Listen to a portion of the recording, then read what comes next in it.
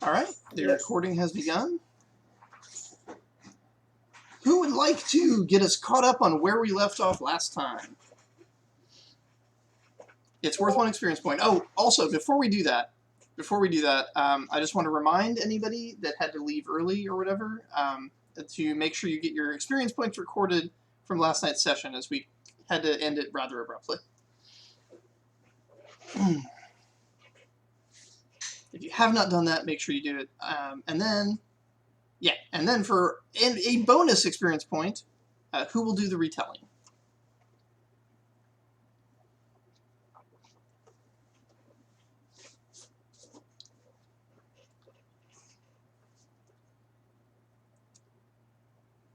If there's a talent you're saving up for, this is a good way to make some progress towards it.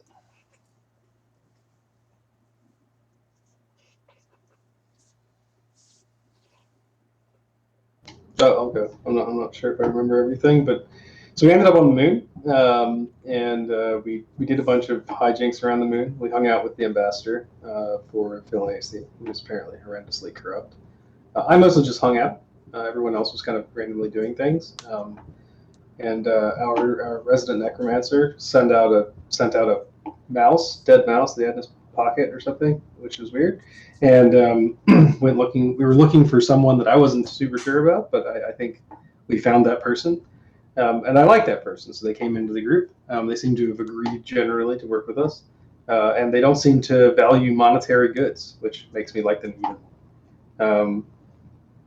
And now, as far as I know, we're hanging out on the moon and looking for a way out.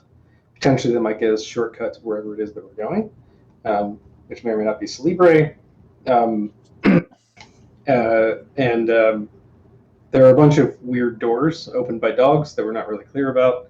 And we're currently in the process of trying to figure out exactly how to use those doors to get back to the place that isn't the moon that we can actually work on. That's a pretty good summary. Also a very Dasco POV type of summary. Yeah, I'm mostly like I'm trying to find moon rocks, but I'm worried that moon rocks might actually be valuable, and I'm not used to working in actually valuable things. I might sell them for too cheap, for example. So I'm currently making a plan, and once I get back, I need to fill my pocket with some river rocks, and then claim that they're moon rocks, and then I'll be back on even footing. A Dasco plan for sure.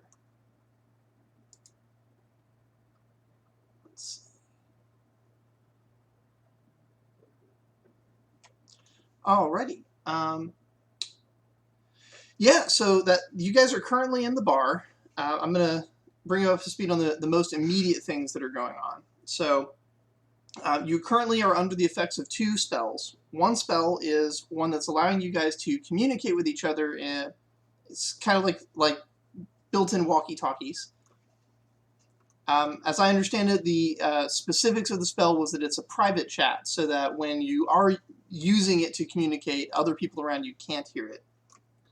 The other spell effect that's currently going on is, as you mentioned, the animated rat. So Charles currently has an undead rat that he has command over. The rat is on its way back. It's been tracking the movements of the bard that had rushed out of the room. That bard is now on its way back, helping a exhausted-looking wizard girl back towards the bar. Charles, I'm not sure how much of that you're sharing with the party.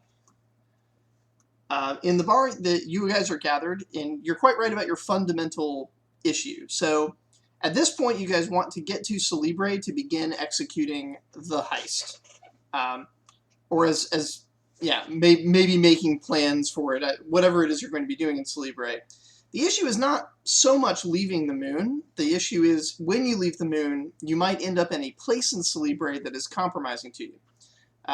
As the official moon gate from the moon to Celebre is in the palace of Violithan. And we know that he is extremely hostile to Dasco in particular, but also probably generally his staff is going to realize you guys are not official Celebran delegates. For one thing, I think only about half the party is human. And Barnabas is a dwarf. Charles is a gnome.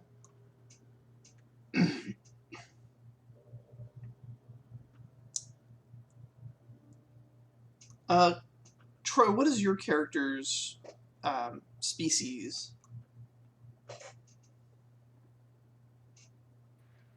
I am human. Okay. I'm trollish, but so I would still stand out, I think. All right, but so that actually maybe there's only 2 non-humans. Yeah. Wait, Avatala is half elf, but probably more human looking. Well, and I mean, elves and half-elves are pretty common in Celebre, so you wouldn't stand out as foreign. And dwarves do go through there quite a bit. The gnome is probably the most exotic of you for visiting Celebre, but Celebre is a pretty cosmopolitan area. It's frequently visited by frog people, so, you know, that happens. Cute. But yeah, you guys, you definitely don't have the kinds of paperwork you would need to actually pass as legit Celebran ambassadors. So how do we get that paperwork? Is I guess a good question. I don't think we were trying to be Celebran ambassadors. No, I think in we were fact, trying to be Philanesti yes. ambassadors. And absolutely none of you can pass as that. But we have access to their paperwork. You do. And stamps. You have access to their paperwork and stamps. You also have a rough idea from your passage through where the kitchens are. And the kitchens may involve portals to places other than the palace. Though your intel on that is very spotty. But they're clearly getting their materials from somewhere, and they do not appear to be good. Like, there were no halflings shipping foodstuffs through the portals that you went through from Thoradil. So they might have their own system that could be explored. Yeah. Side note, a little rat told me there's apparently in the center of the moon there's a small globe that exerts all kinds of magics that we just put there. That's why the little bard ran so fast. Chris, your character knows that bard is a politically influential person on the moon. They are the official sort of right hand of the Moon King himself, and that they are quite likely the reason that the Moon King's behavior has been so weird is that they're the one whispering in the Moon King's ear, no, don't do that. Do it this other way.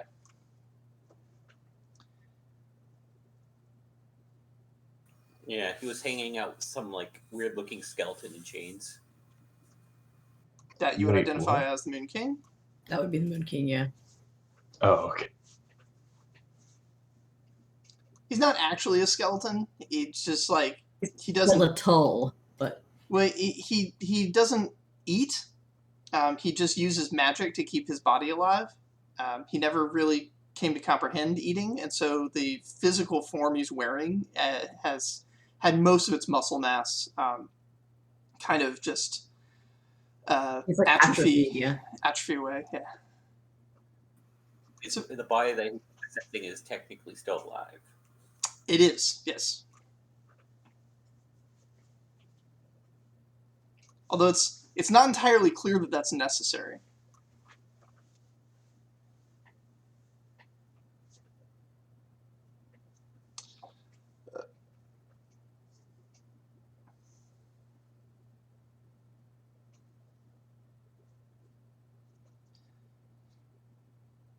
Tice, are you going to also tell them about the little magic girl? Oh, sure, yeah. Since it seems like another good opportunity. Evatala and Remy will immediately identify that is Delterra, that it is not in fact a girl, but is someone in her mid-20s with some kind of genetic deformity, so she's very small. But She's a powerful wizard and probably would be able to hack the magical communication system that you have if she's of a mind to do so.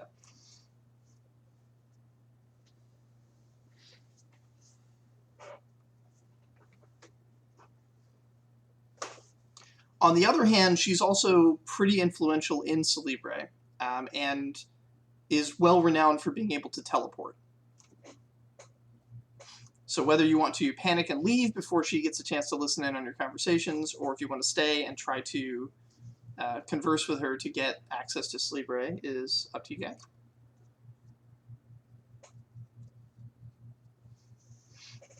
You try and determine her opinions on the mining cooperative and see if she would be sympathetic to a quote-unquote cause of our determining.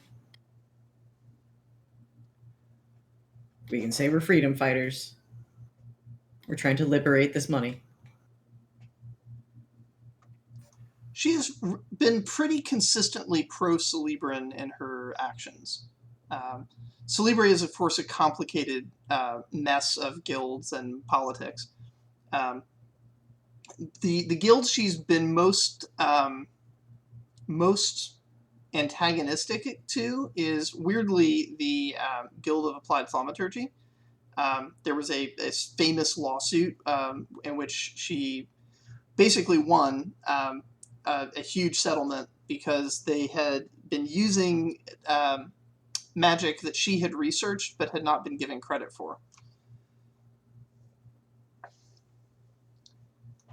So primarily her wealth and standing in Celebre comes from that. On the other hand, she has been a big contributor to a lot of the spells that are being used by Applied Thaumaturgy to better this society in general.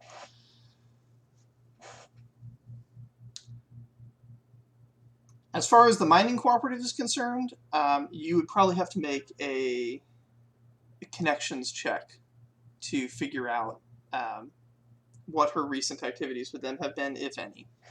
But you did run into her when trying to rescue Remy, Evatala. Evatala ran into her briefly talking to Althorn before going to rescue Remy from prison in Baron.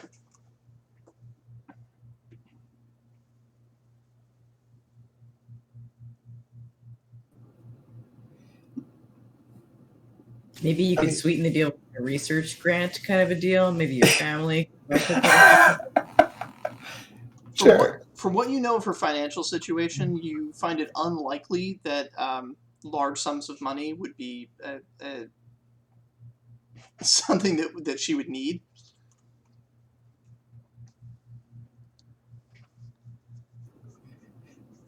What do I know about the general opinion of the people's perception of the mining guild? Like, is it a popular guild? Do people distrust it or think it's corrupt? It was pretty popular among miners, but yeah, they've had conflicts in the past. I mean, it was pretty popular amongst people that sell metal. It was popular amongst artisans, I guess, in the sense, but then they extorted the artisans too. No one really liked them, actually. It was popular amongst the people who made money off of it. But then again, they're a guild in Celebre, so the general population's view of guilds in Celebre is that they're all corrupt all the time. But that's just how things are. America. That opinion is based on observable facts.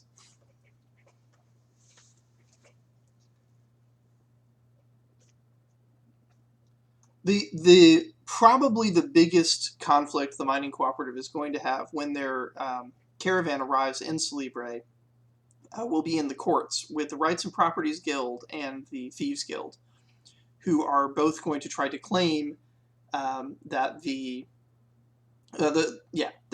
caravan is somebody else's property, not the property of the mining cooperatives. They're going to try and use the courts to claim ownership over it, and at the very least prevent it from leaving the city. How successful they will be is yet to be determined.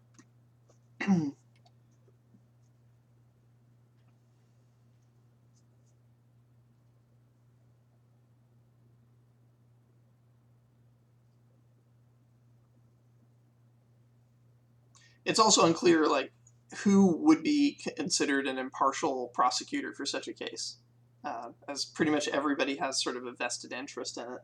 They would probably have to get an independent prosecutor not directly affiliated with the Rights and Properties Guild.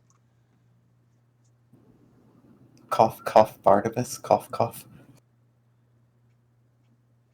Yeah, I mean they could get the Transportation Guild or the Fishermen's Guild. The Fishermen's Guild they're differently corrupt now. They might get a Thieves Guild prosecutor. That might be ironically the most unbiased prosecutor. Yeah.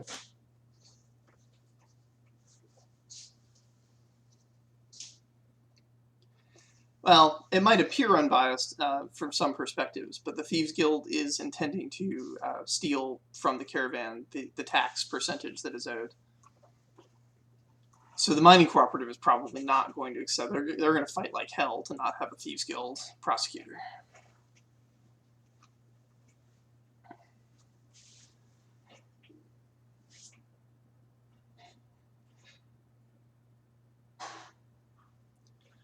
Interesting side note, Delterra's father was a Rights and Properties Guild lawyer. Since her economic windfall, he's become an independent lawyer, mostly doing charity work for the local community. He's no longer considered guild affiliated.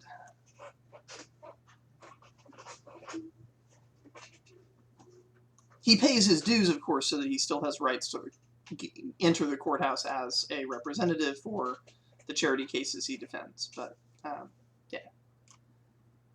There's the Textile Guild. They have no interest in this. I think they're not. They flooded a bunch of fields to try and drive prices up of food. So I think they're on the crap list right now, the King's crap list. Yeah, they have trouble leaving their houses because of trying to poison the food supply was not well received. during a gigantic plague. It wasn't great.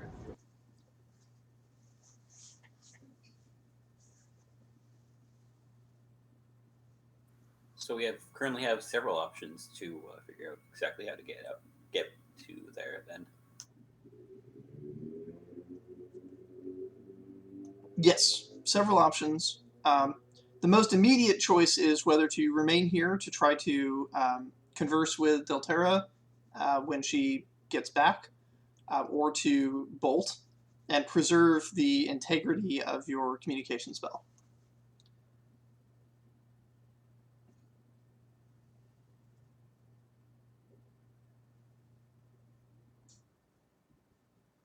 If you choose not to go the Delterra route and leave, there are some other places you can explore.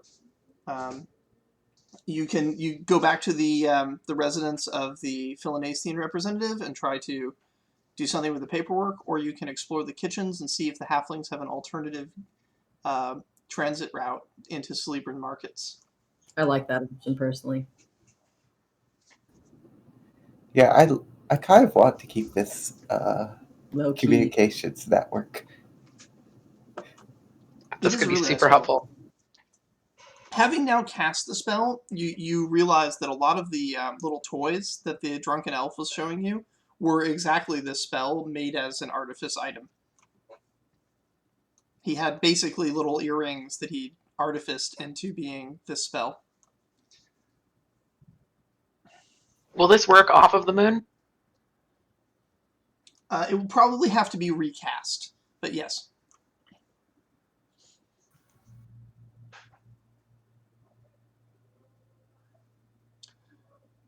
The spell's integrity is going to fade over time, and transitioning through a moon gate, while not technically like a teleport or something, it might be stressful on the spell.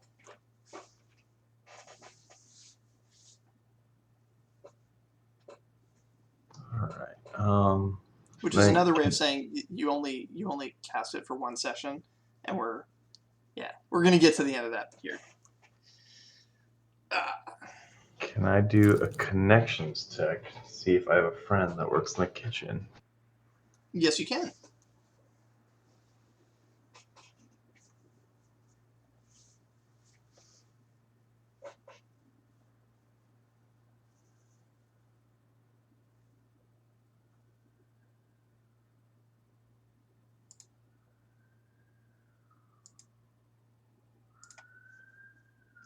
so 4 connection, I'm just rolling 4 dice, right?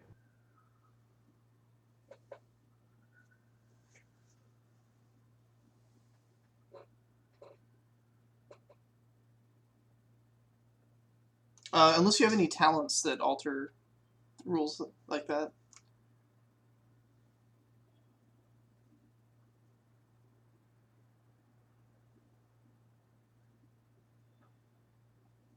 Like Dasco has a ridiculous talent that lets him add his trade to his resource checks.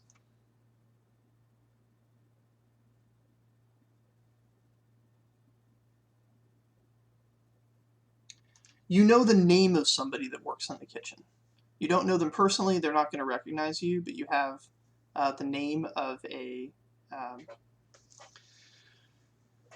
you're looking for like a low-level person? Or you're looking for somebody high up, like in charge of things? No, like a low level, like someone that goes and gets like a, what is it, like a dishwasher or whatever, someone that goes and unloads crates and carries stuff in and goes and picks up supplies, you know. I don't need a cook. Yeah, you once knew an aspiring chef who, the last you heard, got an internship doing like apprentice work, basically, just like you said, like dishwasher kind of stuff to get onto the moon to try and further their career as a pastry chef. That was the last you heard of them. So they're somewhere up here, but you don't know what their success rate has been. And they're not likely to recognize you. This is just somebody you saw in the course of your day-to-day activities.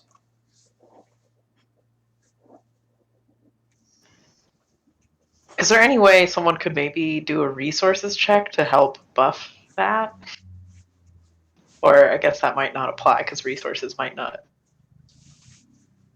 apply in this situation. Resources would be more like if you need to find something, like if there's an item that you need to have right now.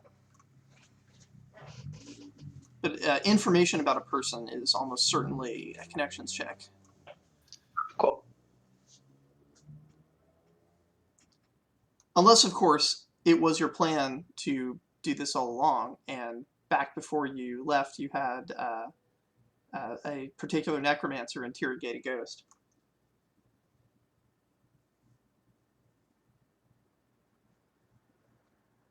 This could be the tutorial on how to use Charles's flashback power. Yeah. Let's see. What is Charles's flashback? Oh, let me see.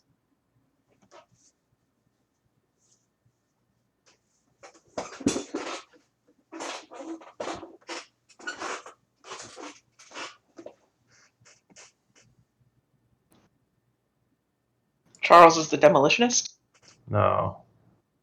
Oh, no, he's the necromancer. So he's previously acquired information from a deceased character. Yeah, I'm a baker. Oh, sorry, yeah. I totally didn't go to the next page on the flashback powers.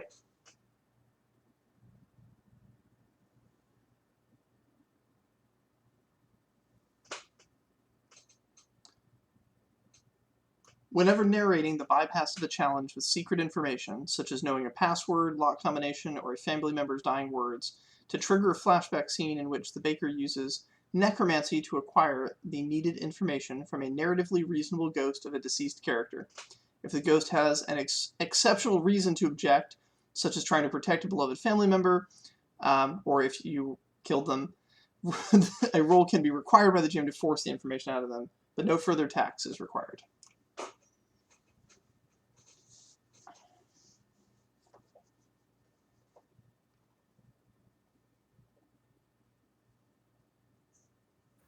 Sure, yeah.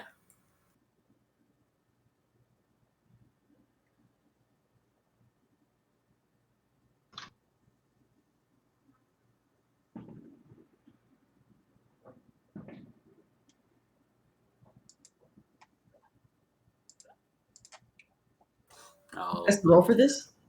Who has to roll for this flashback? Nobody. But it's narrative. You have to be able to narrate the flashback. So what is the information that you're getting and that you need to use right now? So it might not be something you use right now, but when you get to the kitchens, if you're trying to like sneak your way in, this might be something that you can use to get information about one of the people in the kitchens.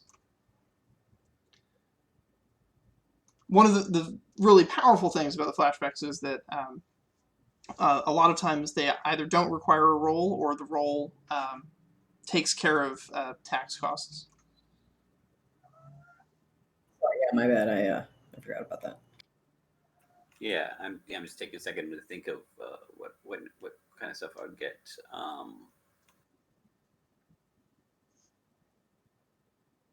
So just to be clear, you guys are packing up and leaving the bar before anybody gets back. Yeah. Okay. Into the halls of the moon you go.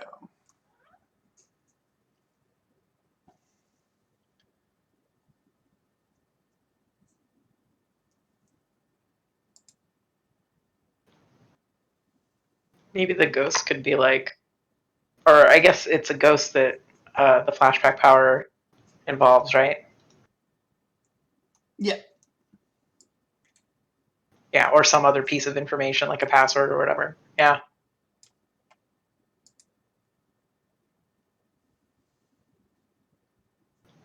The intern's father. Duffdell, do you want to take them through the like druid passageways, or do you just want to guide them through normal hallways? I was gonna ask that last time. Can I actually pull people through this? Yes. Okay. So as a measure of if everyone's interested, as a measure of my willingness to work with everybody, I'm willing to give them the shortcuts.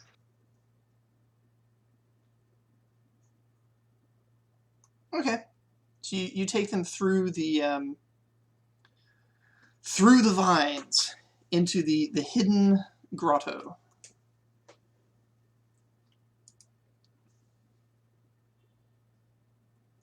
It seems that the great bear is standing in the middle of the grotto right now, wreathed in flame, as he has been since his wife's death.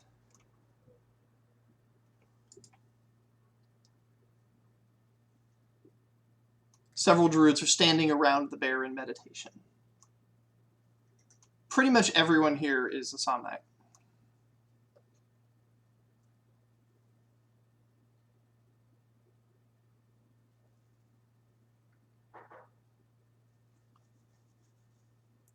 Probably best to work your way around the edge of the grotto, unless you want to attract attention or provoke the bear into doing something to create a distraction.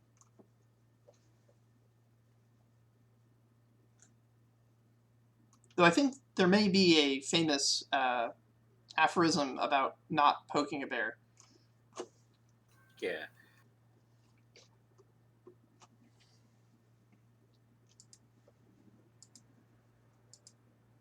Is the grotto where you said that river was before? Yes.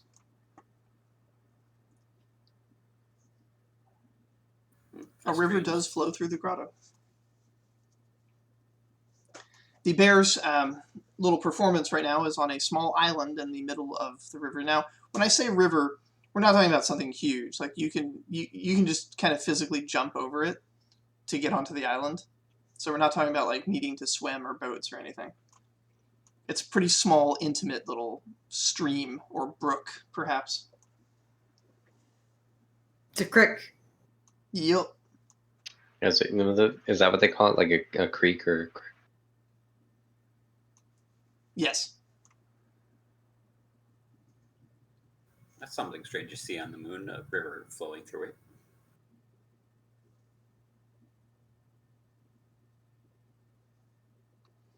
I don't believe anyone in this party would have any reasonable idea how the moon is constructed. I'll put all my points in scholarship just to prove you wrong. No. Not saying it's impossible, just at a quick glance, I don't see anybody on the list that necessarily would be fully versed in the mechanics of the Enterprise. This is the only creek that you have seen in your travels, but not the only flowing water. The elf did have water running through his kitchen. It's basically like a little trough that had a little waterfall that you could put cups under to fill. The water seemed to come from some hole in the rock and leave through another hole in the rock.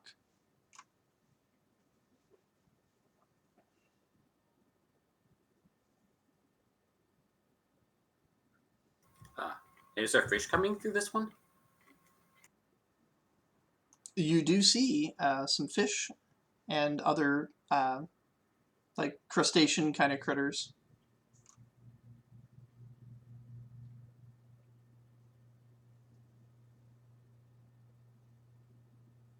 The whole of this room is lit by bioluminescent blooms in the vines as well. So it has a very pretty kind of luster on the reflections in the water.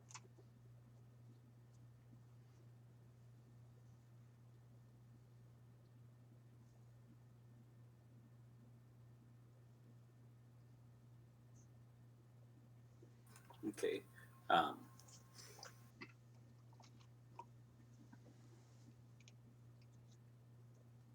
So which way are we going again? Going towards the kitchens, I believe. All right.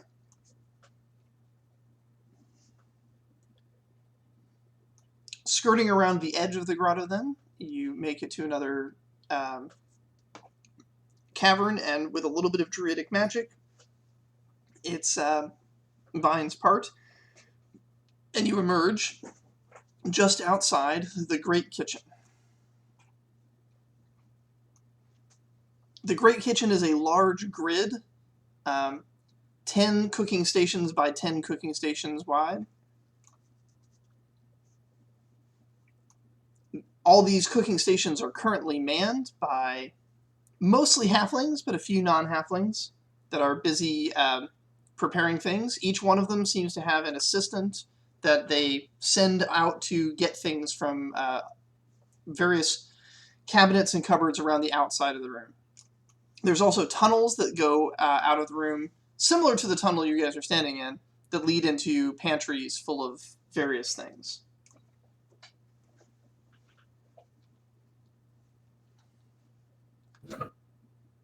Patrolling through this sort of grid is a mix of what look to be people in kind of like a uniform that seem to be just kind of keeping an eye on things, making sure everybody's using their own fair share of materials and not stealing from their neighbors. But also, there are 5 people in particularly splendid outfits that seem to be sort of judging what they're looking at as they walk through. This is 4 halflings and a human.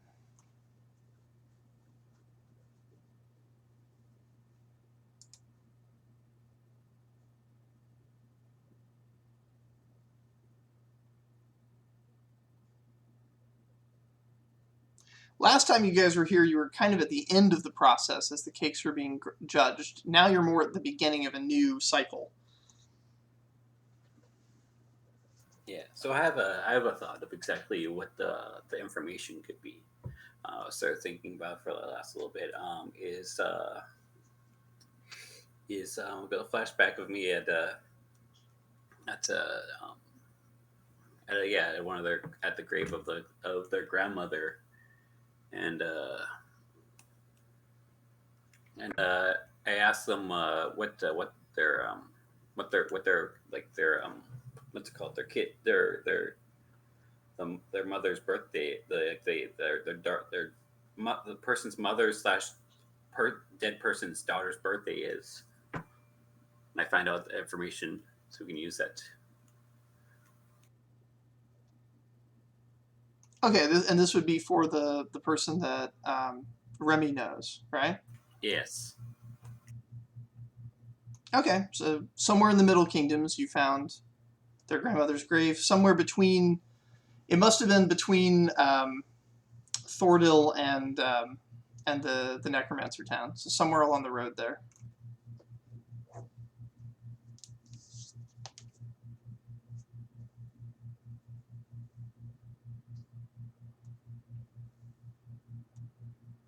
And so we have his grandmother's birthday? Mother's birthday, he said. Mother's birthday, okay.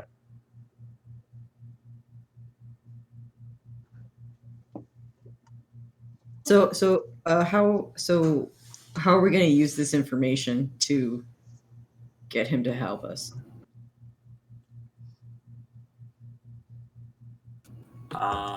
It so happened to be, I guess, not to be that far away from from now that we could be oh, I always liked your mother, or I've heard about trying to get someone to be that pretend to be like close acquaintance to them, and we could be like, but we need to get this stuff from. I know I've heard that she likes these kind of things forever, but I need to get them from Sleebre, but I want this to be secret, so we need to like.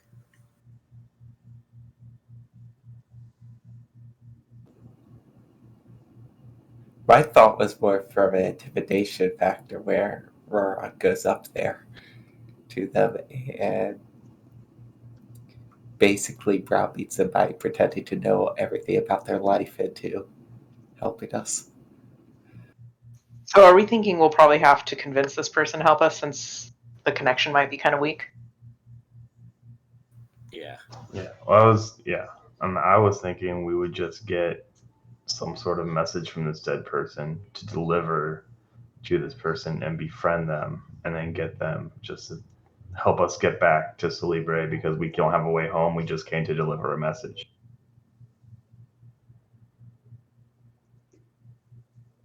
We could be like those charlatan people that like talk to ghosts. We have a message from your dead grandmother. If you want it, you're gonna have to give us passage. You mean like a medium? And if necromancy is a thing, why aren't there more necromancy mediums? It's like a whole cottage industry, right? In the Empire to the east, the necrokinetics are renowned for helping the recently deceased with grief counseling and all kinds of stuff. They actually put dead people on trial because they can contact their ghosts. Yeah, technically, you could consider me a medium.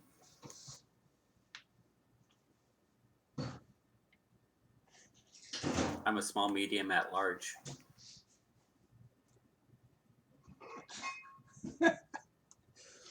Yeah, because you're a gnome. And you're a criminal. Yeah. It works perfectly. Have that on your business card?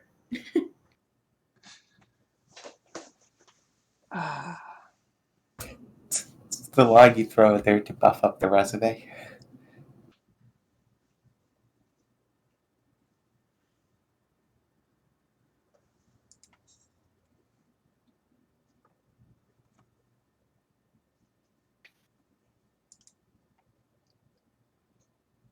All right, one of Randy's rangers is approaching you guys to see what you're about, because you're clearly not bakers and you're clearly not helping a baker. All right. So which way are we going? Are we going with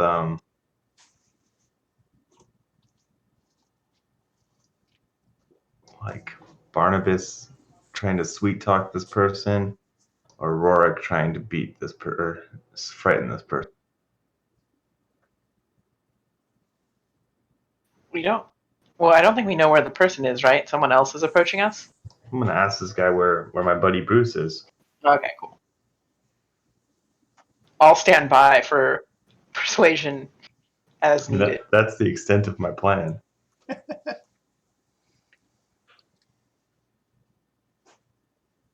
Rorik needs to sharpen their fisticuffs.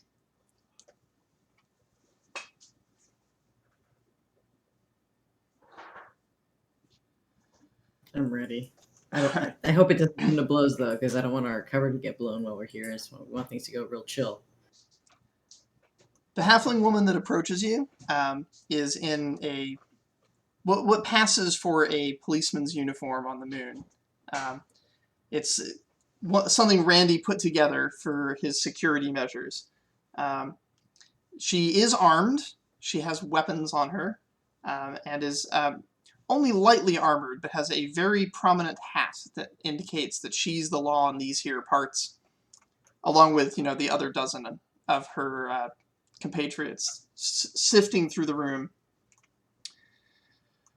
And of course, as coppers do, her first thing that she says is, "What's all this then?" You got a license for that?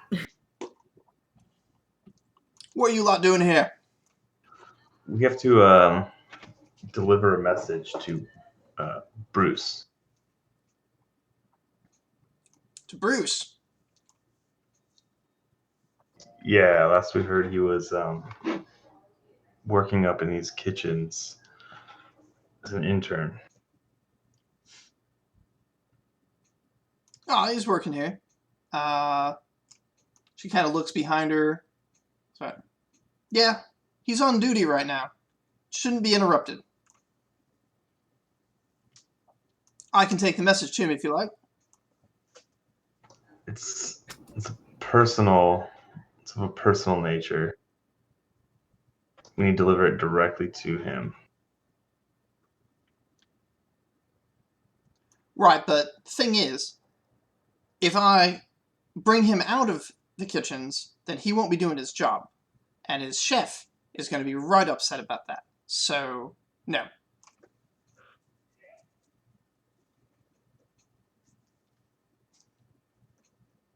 All right, we'll just wait for him to be done.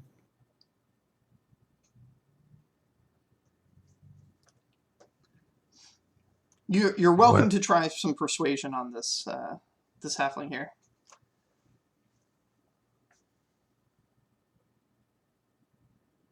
I could step in for that. So, there's some mighty powerful people that would be mighty upset if you don't allow us to deliver this message right away. It's very important, and it's an urgent matter. Very time sensitive. Well, I can't have all of you go tromping through. All right. One of you. I can take one of you over. Which one? Rest of you lot better stay here in this cave. No funny business.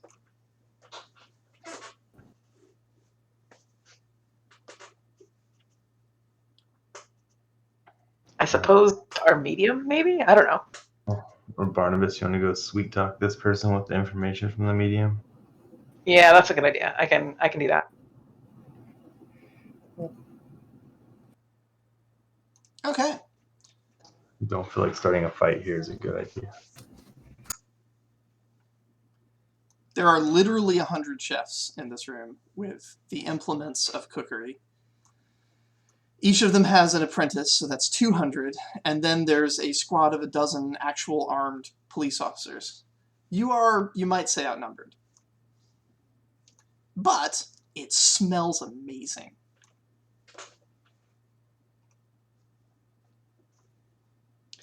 Barnabas is led over to the cooking table where Bruce is dutifully running back and forth between cabinets and things with the ingredients that the chef is calling for. It looks like the chef has a list of what is actually available today. But there's next to that list is a little pad of several little, basically like little tearaway pieces of paper for making requests for exotic ingredients that are not currently available here. The list of ingredients that are available here, though, is extremely long and in a very tiny font.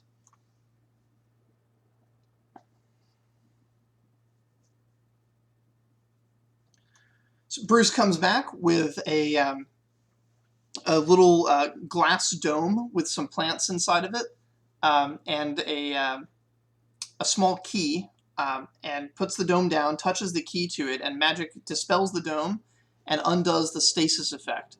The leaves immediately begin slowly wilting, and the chef is taking them out and letting their freshly wilted sort of ashy particles fall into the mix that they're putting together. Some kind of magic had time stopped the plant right before it fell apart for this very moment of maximum deliciousness.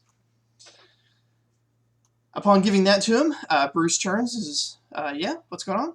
Message for you, Bruce. And the halfling constable motions Barnabas for you to deliver your message. All right. Is the constable within earshot? Yeah, constable's right here.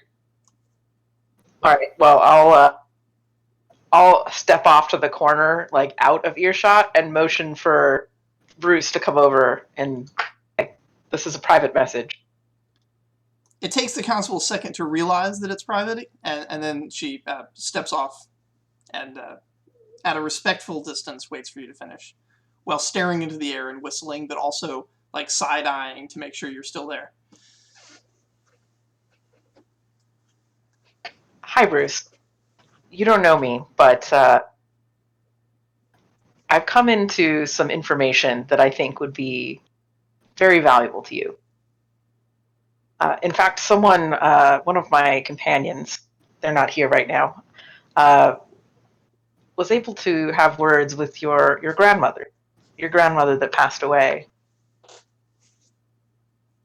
And Gram? Is something wrong with Gram? well, Bruce is a human amongst halflings, so he's kind of towering above everybody right now, but he does look genuinely concerned. I'd be the one to tell you this, but your gran is no longer with us. His eyes narrow and says, well, yeah, I knew that. We buried her 3 winters ago. All right, okay. Well, nonetheless, I have a very important message for you, but before I can deliver it, we need a favor. His eyes narrow. What kind of favor? Looking for the special passage to the Moon Gate. Is that what it's called? Just Libre. Celebre. Well, I guess I don't know if they're called Moon Gates, but... Officially, the Moon Gates are these structures that the Moon King erected at locations around the world that when people go to them and touch them, they open up and become a gate to the moon. Oh, okay. So, yeah, Moon Gate is not necessarily a wrong term, but the Moon Gate as a term generally refers to the specific one that goes to like the palace in Celebre or the vault in Thoradil. If you're looking for passage to somewhere that is not marked by a Moon Gate, then you probably would not use that term. Okay. I guess it's just the secret passage that the halflings use for chartering goods. You notice his eyes kind of dart to the pad that has the requisitions for goods that are not currently available. But then he tries to like hide it and tries to focus on looking at you. I could get in a lot of trouble for putting my neck out like that. I'm here on a scholarship grant. Like I don't want to jeopardize that. Is there something you need from the kitchens? Because if you're with one of the diplomatic corps, you could always just ask the council.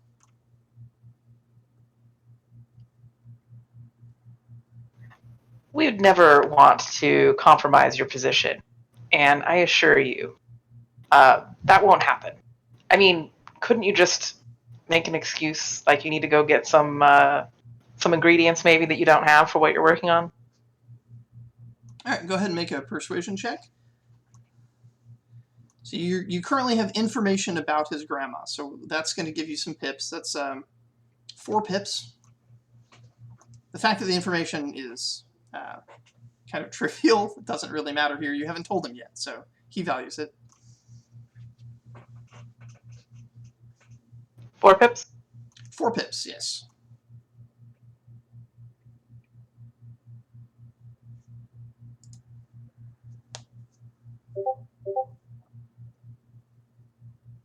They sent the right dwarf for this mission. Says, all right. Okay, I guess I can try to order something from Celebre.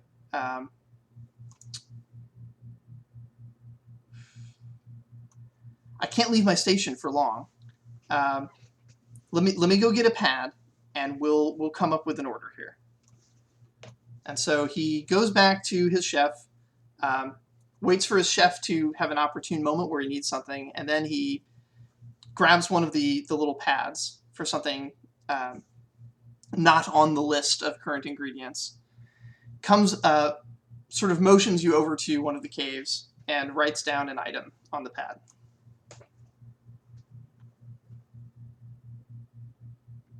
So this is not a well-known item. Celebre is a hard place to get into. So the reason is because Celebre doesn't really have things. Celebre is just a market. It's a central spot. But there is a thing. There's a thing that not a lot of people know about. It's a really sour weed that just kind of grows in the areas outside of it. Hard to get because recently a lot of it was poisoned, but there should be some in the Celebran market, and this would be a requisition form that would get some.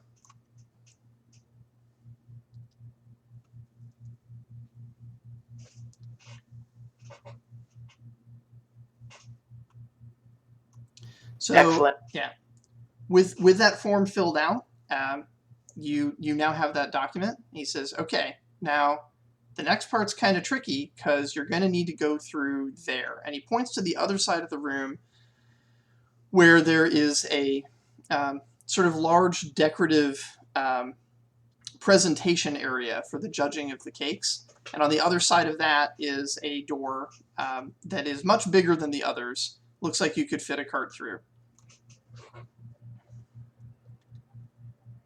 This is, go through there, and you're going to need to show this to either a member of the council or one of their secretaries to get a cookie that is flavored correctly for the wolves to open a gate to this spot.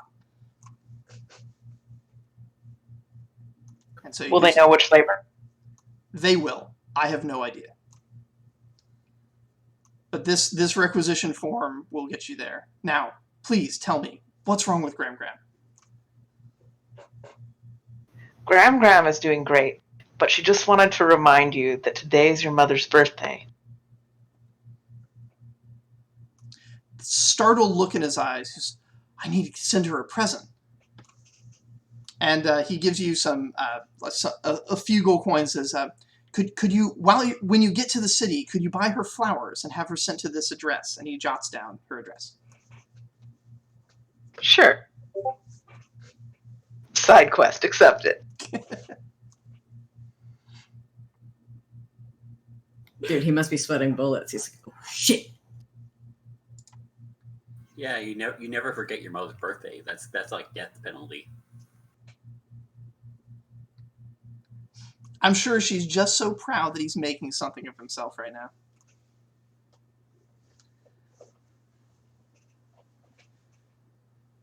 This world will get really crazy if somebody actually invents like a easy, inexpensive mass communication system.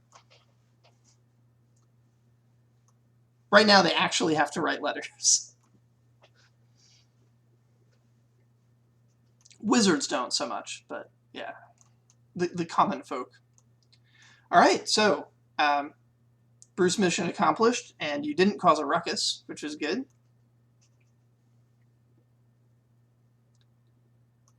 And so yes. And so the constable leads you back over to the rest of your party.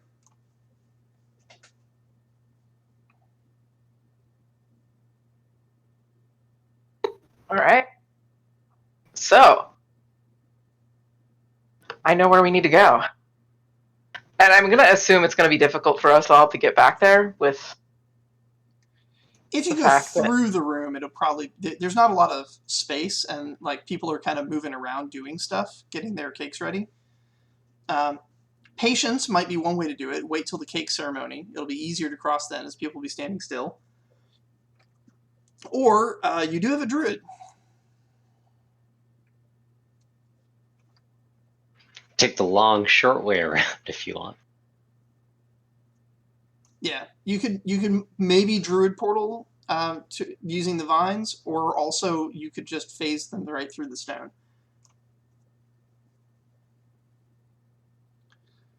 Phasing through the stone, you're still going to be in the room the whole time, so you'll have some more precision, but that will be a spell. You'll have to cast it. Druid portal, you'll probably end up somewhere on the other side. It'll be easier. You'll get them closer. I hadn't thought about phasing multiple people through stone. I don't know what that would do.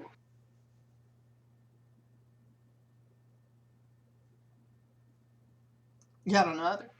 I just know that's within your domain. Yeah, I mean, we could try it. You sound so confident. Well, I think it's a lot easier for me to go through stone.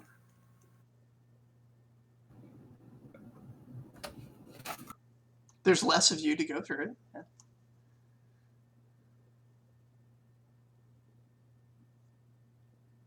So is it stone? I have stone to stone. What?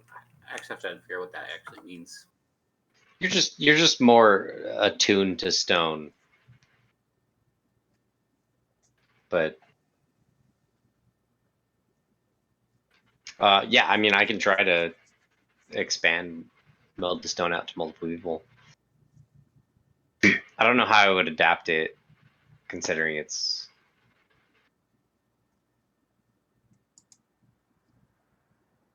I just don't know logistically. I'm totally for doing it. I just don't know how it would look. Probably need to all hold hands or something. Like, I think you need to be in contact with them to make it easy on yourself. Because the other version of that, the like unwilling target at range version of sinking them into stone, is an attack. That's an attack spell where you bury someone in the rock.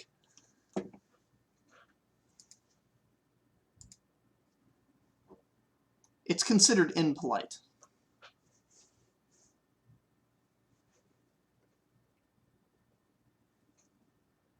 Impolite to the unwilling. But if they're willing and they're part of it, you know, consent forms all filled out, liabilities waived.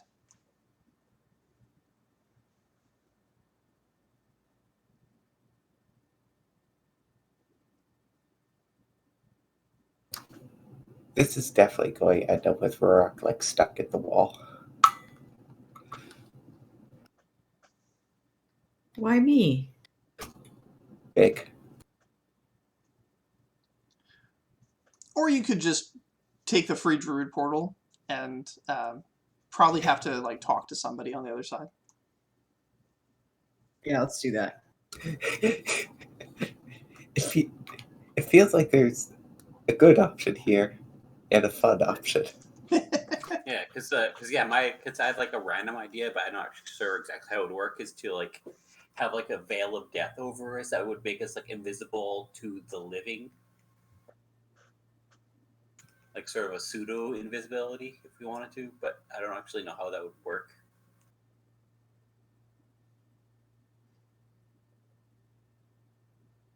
I mean, you could also just cast invisibility. The tricky part here isn't so much that like, I mean, there are like constables that would stop you. That's one difficulty. The other difficulty is that it's kind of a crowded place. Even invisible, you'd have trouble finding opportunity to slip past all of the busybodies that are running around doing stuff. Yeah, the nice thing is they don't interact with the stone. So fun I route got or the- good route? Yep.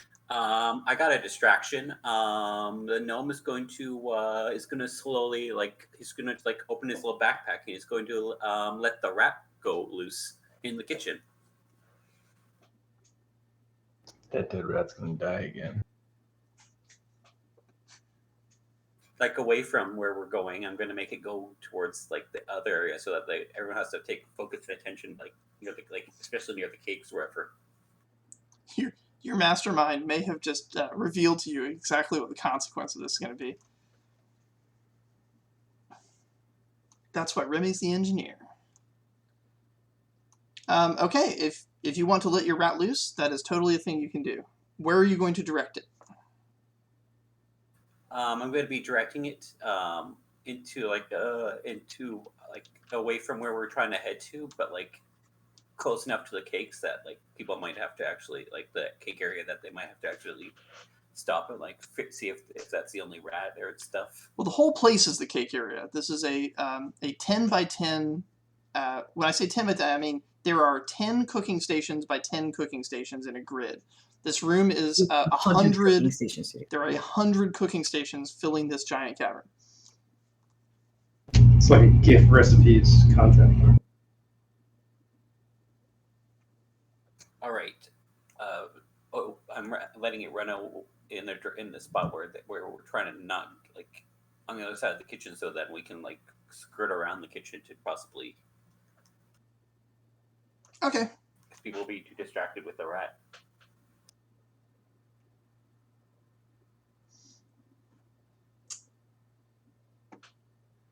Go ahead and roll for your rat and see how agile it is. What should I roll for rat? I'm going to figure that this rat's, it's small, probably pretty maneuverable. So I'm going to say this rat probably has about like, if we're doing basically it's athletics and agility. So this rat's probably got 6 dice to roll for that.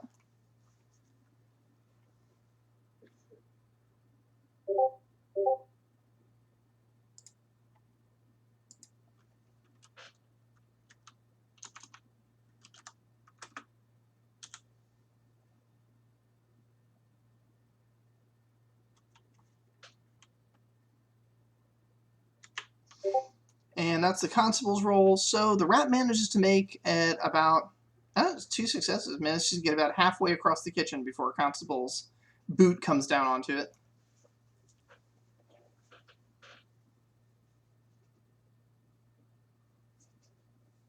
Hope it's really putrid.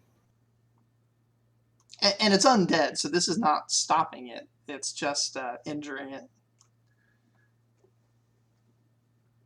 But it's made some good progress. The middle of the kitchen has a bit of a stir. Yeah, I gotta be right back.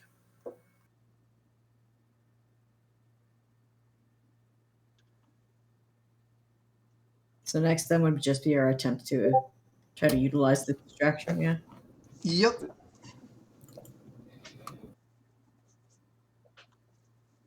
How clear is our route looking? So not necessarily any clearer than it was, but all attention is away from you.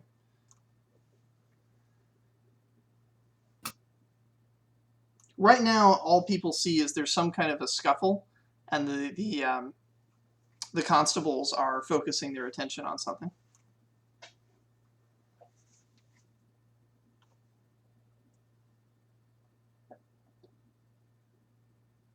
One of the constables does know that there are some strangers in the room. You will be likely suspects once they deal with the rat.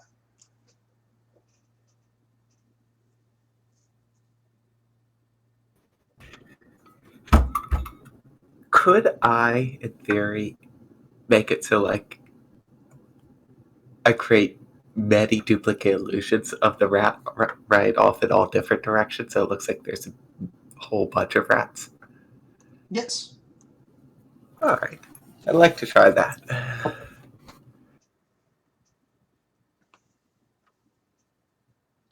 So really this sort of an area effect illusion.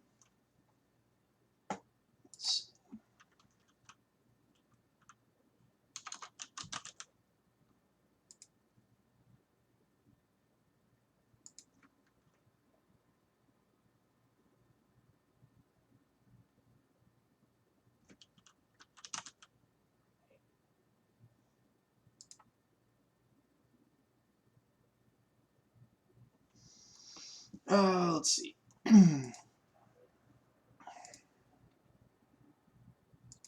Trying to remember which of these. Is it powers? Powers ranks, right?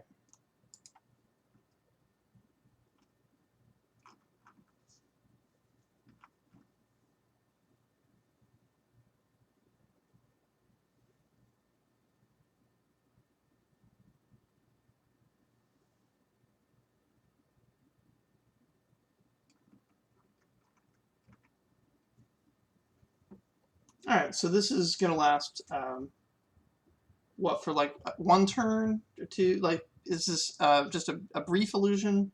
Is it persistent? I'd like it to last as long as it takes us to be down the tunnel out sight. Okay, so probably not very long then.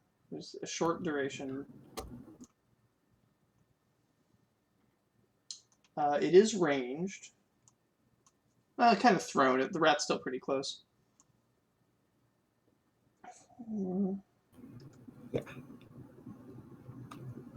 Okay, so we've got. All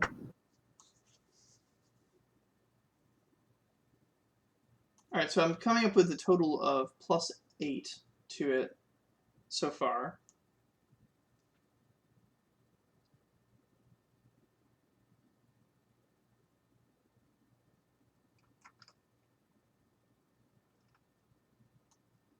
Ed, I'm having a little trouble figuring out exactly how your cost requirements work here. For what? So what Vivian's trying to do, or Evatala is casting an illusion spell to make it look like there are many rats, many copies of the rat that's out there. Okay. Okay, so it's going to last about a turn. That's +2. It's at thrown distance, so that's another +2.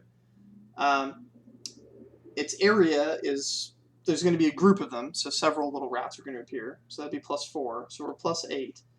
Now I'm looking at the cost requirements. So one of them is the. I mean, it doesn't necessarily need to be a group of them. They're just not attacking with rats, right? So it's just an area illusion. Which is going to be what, like a temporary area illusion, which is maybe a difficulty 4-ish. Okay, which would be the group, right? Small group, 20-foot radius. I mean, it's the effective people. I mean, so basically the goal is like, what is the goal of creating these rats? Right? Distraction. Like the rats, And right? panic, yeah. Right. So she's trying to create panic in a small group of people, which is pretty much instantaneous. And so that would just be like the small group of people is some number, and then it's instantaneous, basically, the panic, right? Or she wants it to last for a little bit, so that's okay. Turn's pretty long time, but actually turn's not that long. It's just basically this turn, right? So that's no big deal. Yeah. So that's the difficulty number, and then you just roll, and then if she makes the roll, then she succeeds. And if she succeeds by more, she can get more dice on how much panic is cost. Okay, but in the cost requirements and restrictions, we do have taxes. So generally, casting a spell would involve taxing your potential, right? I mean, if she's casting a spell, yeah. But if she's making something up, then she's not taxing anything. So she she's just go ahead and improvising a spell. She's using, yeah. Oh, right. So so just go ahead and do it, and then basically, if she makes this, so I mean, if she succeeds by 0, then she causes a bunch of rats and no one panics. If she wants people to panic, then she needs more successes. She can go ahead and do some taxes to make more successes, or she can. Oh, that's how you meant it to work. Okay. Also, if she rolls under, then she fails in bad ways, and everyone looks at her, and then she can tax. She has to tax to cover the cost, right?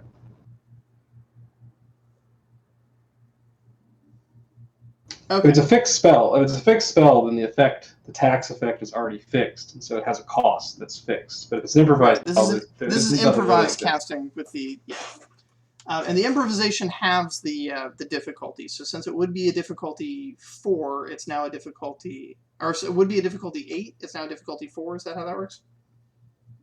Yeah, that's right. Okay. Okay. This is definitely in your crimes domain. So yeah, so you'll be rolling your scholarship plus your primary casting attribute, which I think is cunning. So if she has advantage, she's rolling she can roll her crime skill plus an aptitude plus her potential. Oh yeah, that's but- right. but- You can use your crime skill if you want to. So it's like any other action. So she's like, I'm going to use distraction. I'm going to use performance plus cunning, and then I'm also going to tap my potential with advantage. Like that's the. Yeah, so you'll be rolling your magical potential, plus crime plus cunning. Yeah, the only thing that's absolutely required is if it isn't a supernatural effect, then you have to roll a potential. So if you have advantage, which she probably does, then you can roll potential plus a normal skill check. If you don't have advantage, then you just roll your potential. You don't have anything else. Right. Right. And then you'll pay in tax any amount that's under the difficulty of 4. Okay. So if you roll over a 4, you get to cast it for free. Ooh. Okay, so you can pay 2 tax to successfully cast the spell, or you can take the failure.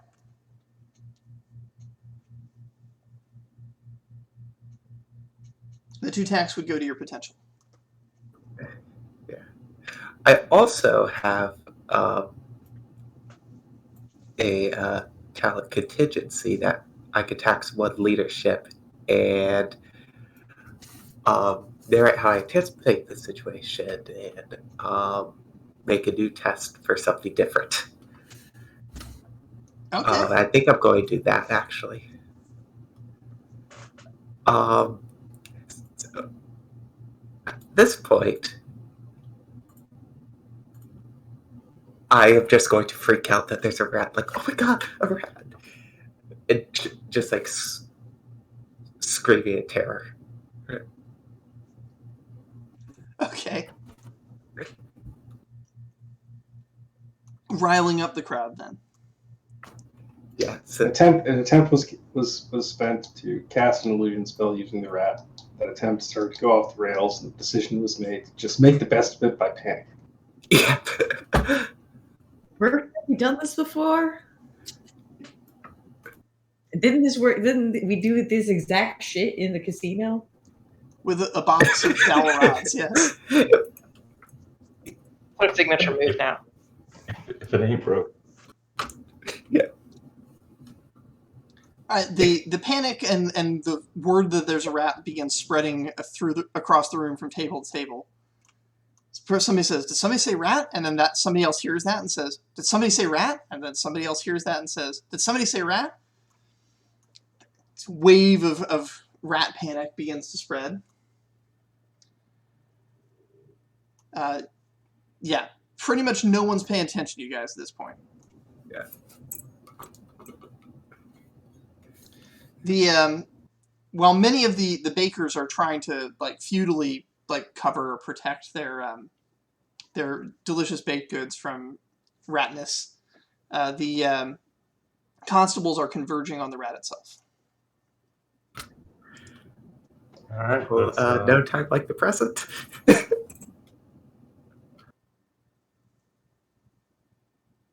All right. Agreed. Skedaddle. Yeah, we fucking book it to where we're going. Alrighty. Barnabas is already running there right now.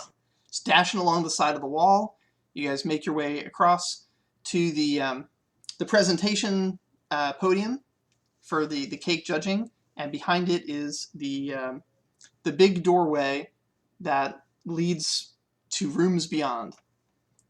Slipping through that door, you do see that there are hinges. This door can be closed. It's currently open, but it leads to a sort of loading dock looking area with a large archway made of mithril.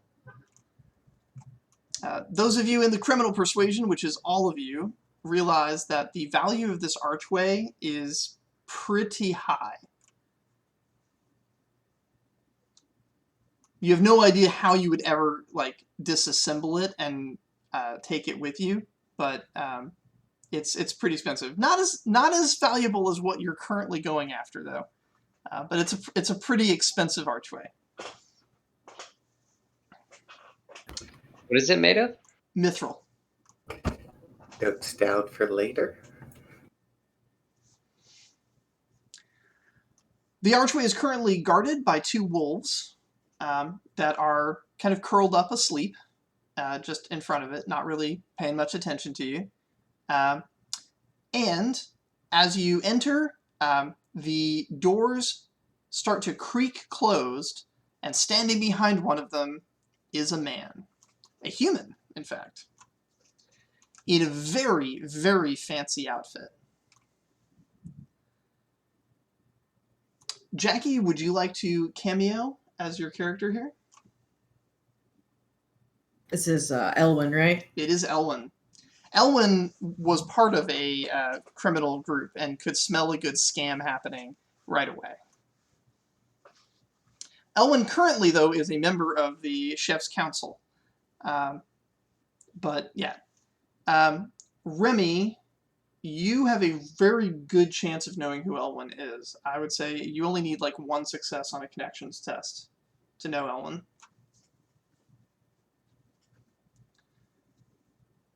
Only human on the Chef's Council, but also a former member of Chop's crew.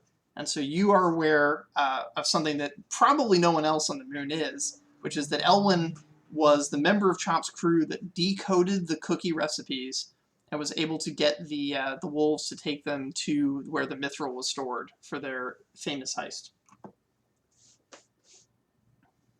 Gotcha. Elwyn, you have no idea why these criminals caused a ruckus in the kitchen. It's certainly going to take a while to clean everything out, because now that there's been a rat in, no one's going to trust that any of the cakes that were in the same room as the rat are still, safe. Even though the druids have magic that will cleanse whatever putrid corruptions may have been happening. Yeah, the chefs are going to say that the flavor is ruined now, and that their magics have messed with the perfect timing of the baking. So this Help that it's an undead rat. yeah, does not help at all. Undead just completely spoils the flavor. Meanwhile, you're certain that in the back of the room, there will be at least one chef contemplating how to use undead rat flavor in a creative way to make a unique cake. But that's just sort of the nature of this business.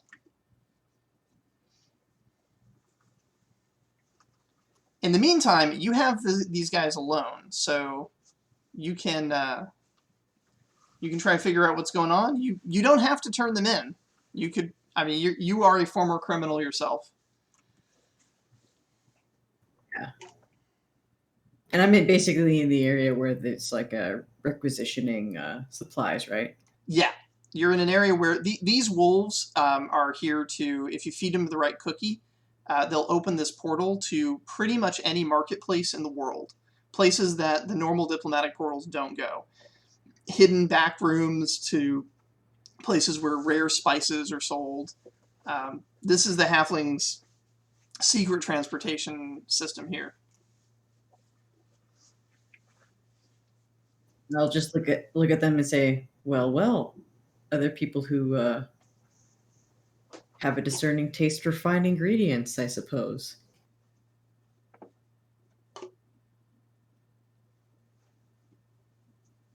And Remy, you've successfully identified that this is a former member of Chop's team if you want to try to use that against him. Although it's entirely up to you how you want to handle it.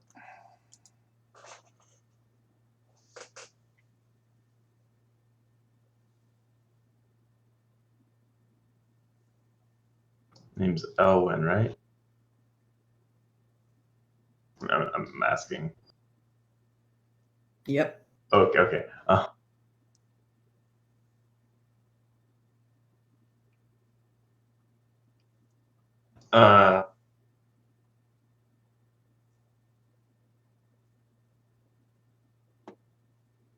Yes, Ellen, we're looking for a specific cookie to go pick up this item.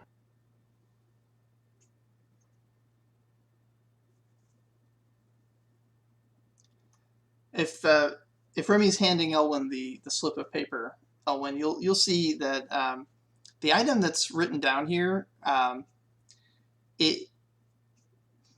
it's not a particularly delicious item, but it is technically rare just because most of them were poisoned. So there's not a lot of non-poisoned versions of this disgusting sour weed left on the market. It is, however, not a weed that is considered particularly tasty for cake making. There's also instructions about buying flowers for somebody on the ticket.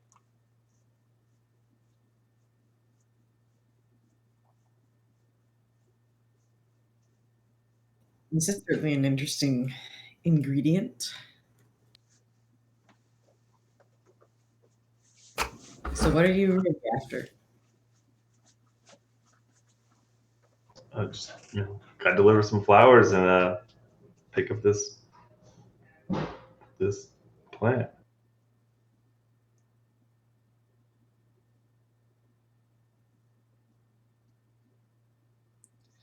Okay. Let me see how I want to do this.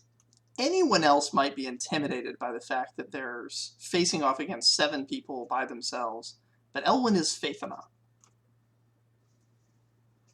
Yeah, I believe myself. And so while Rurik looks mighty and intimidating, you've seen lots of mighty and intimidating people in your time.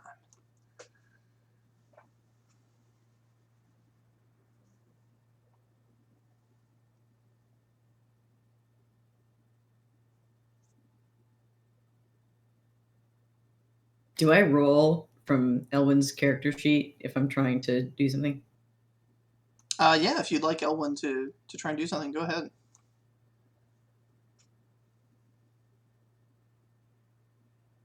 Elwyn is your character, so all agency about his actions are yours.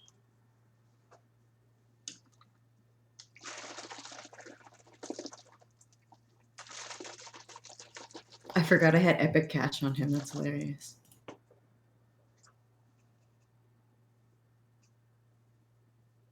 I don't know, man. I mean, like, I get the sense that they're not being totally legit with me because they look like hardened fucking criminals. So I just want to, I'm just curious. I just want to know what's going on.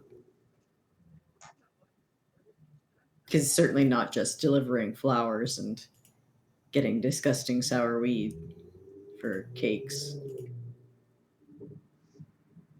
So a lot of it comes down to, I guess, how do you feel as an ex-con about criminals being in your midst? I mean, you used to be where they are, sneaking. Yeah, on I mean, the I'm moon, mostly trying to get something. professionally curious because I consider that part of like a previous chapter in my life because I'm really all about the baking. So I don't really have that much of an interest in terms of like what they're doing or not doing, as long as it doesn't like fuck up the baking situation. You know what I mean? So I'm more having like a passing curiosity, and that's what I want satisfied. Okay.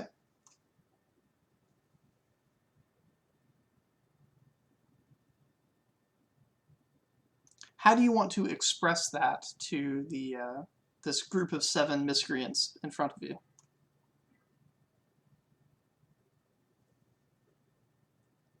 Most of them are still dressed really nicely. Like, you guys got all dressed up at Chops' place before coming to the moon, so you're all... Yeah, but it's like in what's that movie?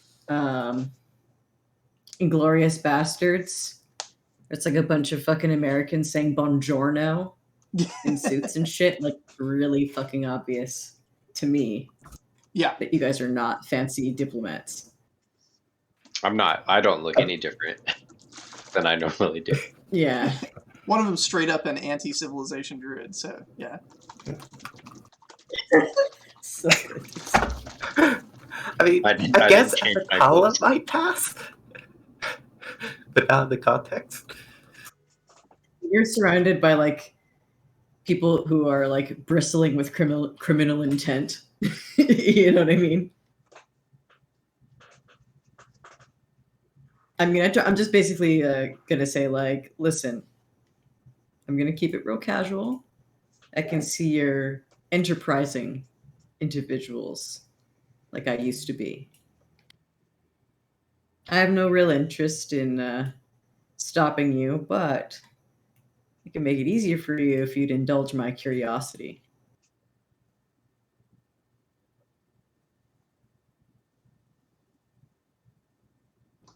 All right, look, we're not up to your chops, but I'm trying to get this hoity-toity rich girl over here back home to Sleebre with my crew. We're holding her for ransom, and we got to go make the exchange. We got to get in there quietly. So we need to go pick up the stinky weed and deliver some flowers.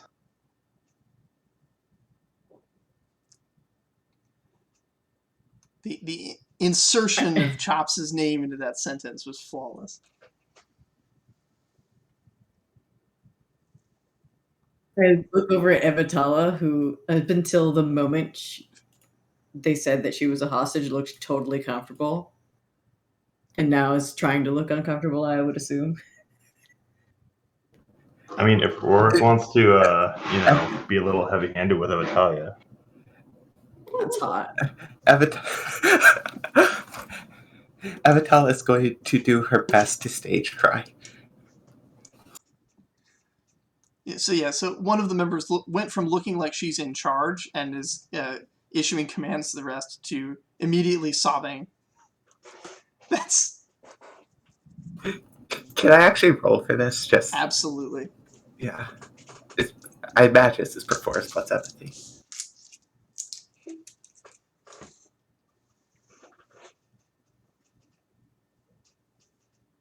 I forget, is Jackie also our bruiser?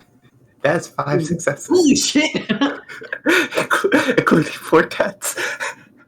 Damn! Exceedingly convincing. Does Daska know that we're speaking to a Phaethon? That's a good question, actually. If anybody told Dasco, then he would know. Otherwise, make a connections check. Okay.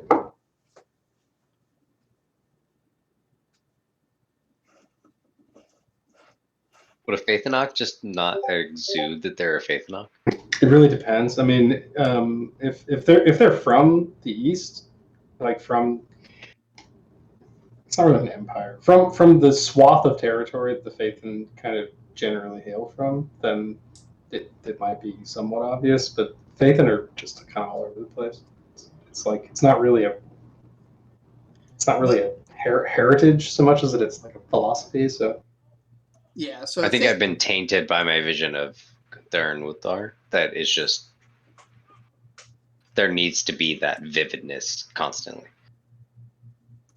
It's generally shown in their work. So Gunther and Wuthar were very vivid adventurers, and this is an extremely vivid chef. But yes, so the accent when he speaks definitely is Eastern. So Gotcha. Most likely Phaethonok, since there's no sign of imperialness to him. I see that you are a discerning baker. I mean, we could have gone the other routes, but I think we came this way in the hopes that we would see some of the just amazing bakery that can go on only here, really.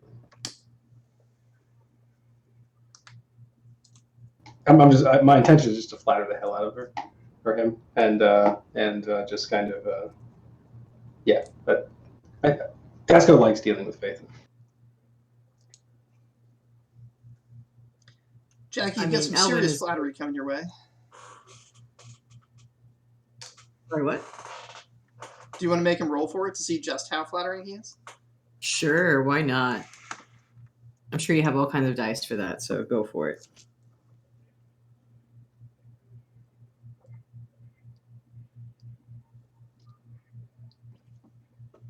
This is Dasco, so I expect that his words are as delicious as your cakes.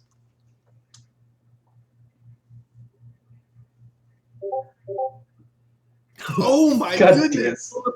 The dice They are not hate the you. words of great heroes. Oh shit. Oh wow.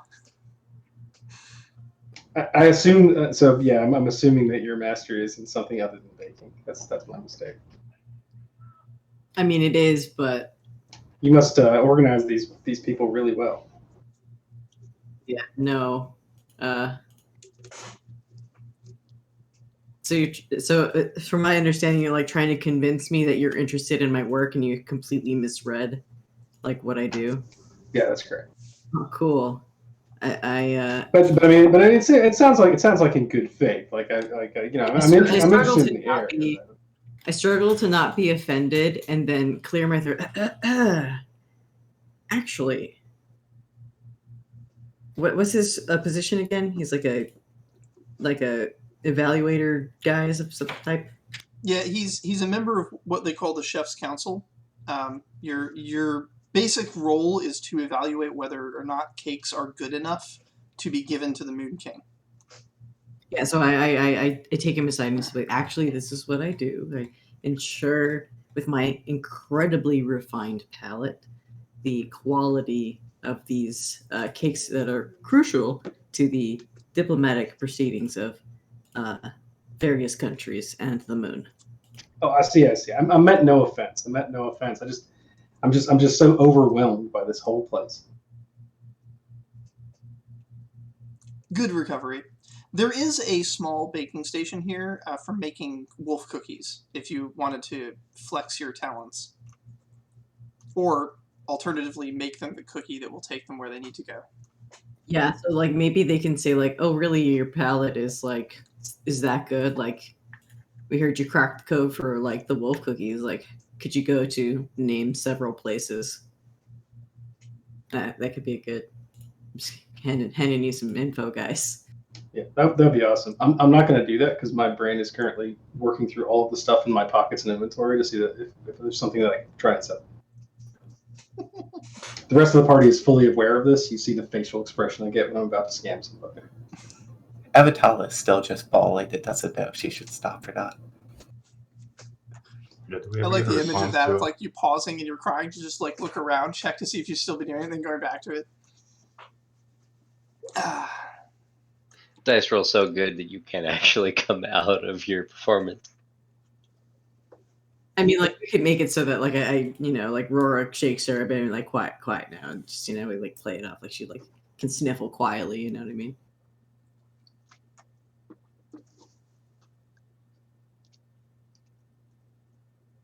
Well, I could always find out how to get there, but the only problem is I don't think the other wolf will be happy to see me do what I do.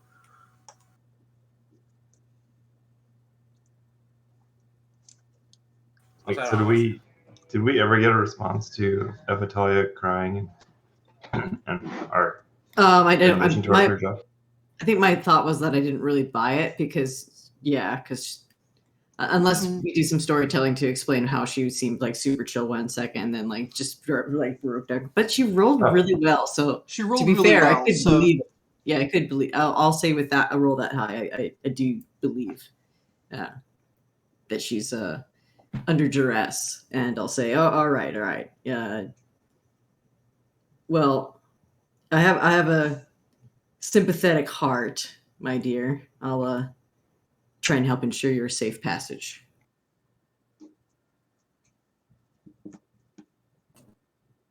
All right, so you make them the cookie? I make them the cookie. Okay. Upon being fed the cookie, the wolf, of course, has to wake up for a moment, yawn and stretch, and then it eats the cookie, and you see the wolf kind of like tilting its head like it's measuring the flavor in its mouth, and then it howls, and that great howl that wolves howl when they're howling at the moon. But this wolf is on the moon, and the moon can hear it.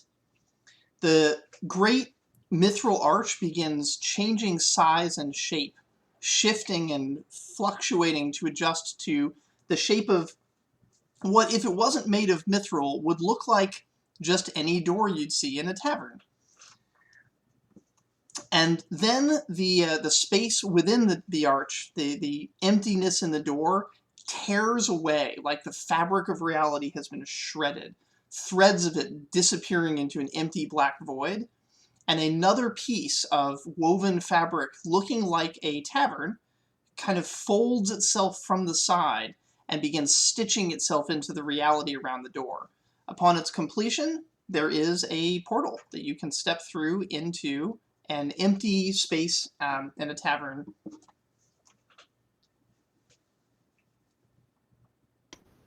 I'm ready to go through. All right. Everybody steps through. You come out. This is actually a the time of day is such that this tavern is not currently open. It's very early in the morning, but you have stepped through into a little back room that's kind of hidden off to the side. There's really nobody here. It's very secretive. You can hear a little bit of noise outside. It sounds like the staff might be like up early, getting ready to clean things and get ready for the day. But currently there's nobody around. And once the whole party is through, the passage through the portal rips itself asunder and reality is reasserted one thread at a time.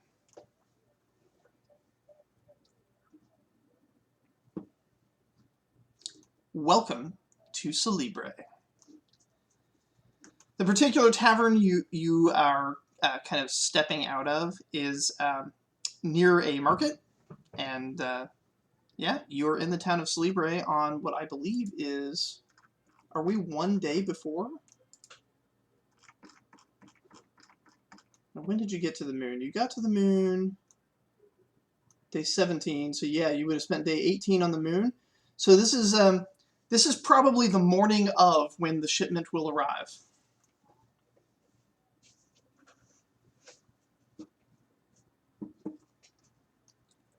And now things get crazy.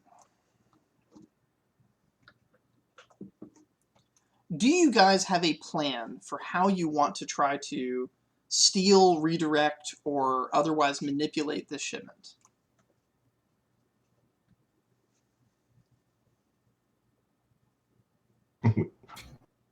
We just figured out how to get through a gate. Like, I mean, the only thing that came into my mind is Barnabas the lawyer. And it tied it up in the courts. I can definitely help with that. What happens if once we have it tied up in the courts, though? Most We likely, steal the money because it's not going anywhere for a little while. most likely they're going to try to move it to the docks and get it shipped out anyway, without regards to what the courts will do. But you can certainly try to make things hard for them. If they are forced to go onto a boat, we could swap out an identical boat.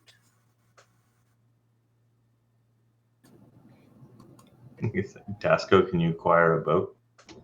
Yeah, right. Yeah, this is a city that relies on both fishing and trade. So boats are aplenty, and the captains will trade gold for passage, no problem. And then Duftel needs you to get rid of the original boat.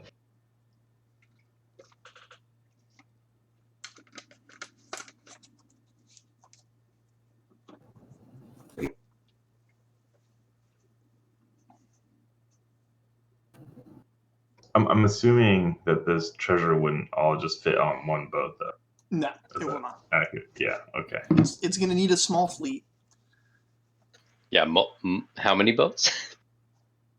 You're not sure, and that's going to depend on which boats they get. They haven't arrived yet. They haven't gone through customs, and they haven't begun the proceeding of trying to steal their own treasure from customs to then load onto the boats. So there's a lot of what-ifs going on in regards to the boats. But getting onto that boat situation early does sound like a good plan. How does the customs situation work here in Celebre? Mostly through paperwork and not through physical holding. So the stuff is going to come in, it's going to get logged, but Celebre is a big place with lots of roads in and out. So the idea of like kind of sealing it up, especially this much stuff, they're not going to be able to like lock it up really. There will probably be a warehouse they might try to store it in, but a lot of that's got to be decided by the courts. And so right now we're just kind of speculating, although as a mastermind, we might find out later through flashback that you knew all along how it would turn out.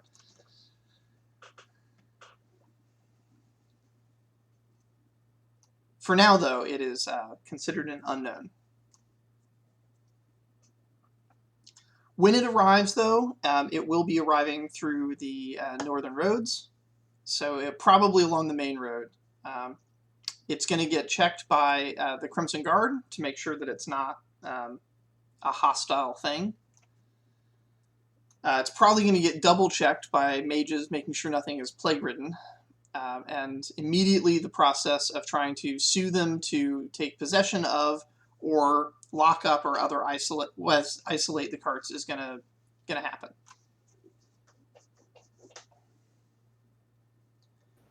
Would the treasure...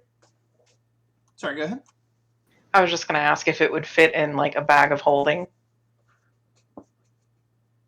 Under some definitions of bag of holding, yes.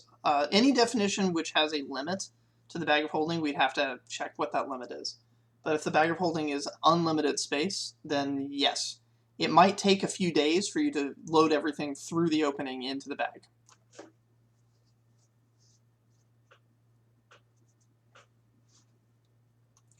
The bag of holding solution has the which you guys did use in the Moon Heist to pretty good effect. But it has the one major drawback that there is a limit to how much you can put through the aperture of the bag at a time. Yeah. If I recall, when the other party stole all that mithril from the moon, you did it by using a Nui sword to chop the mithril up into tiny cubes and essentially building a mechanism that poured them as you cut them from the block. It just poured them down into your bag of holding.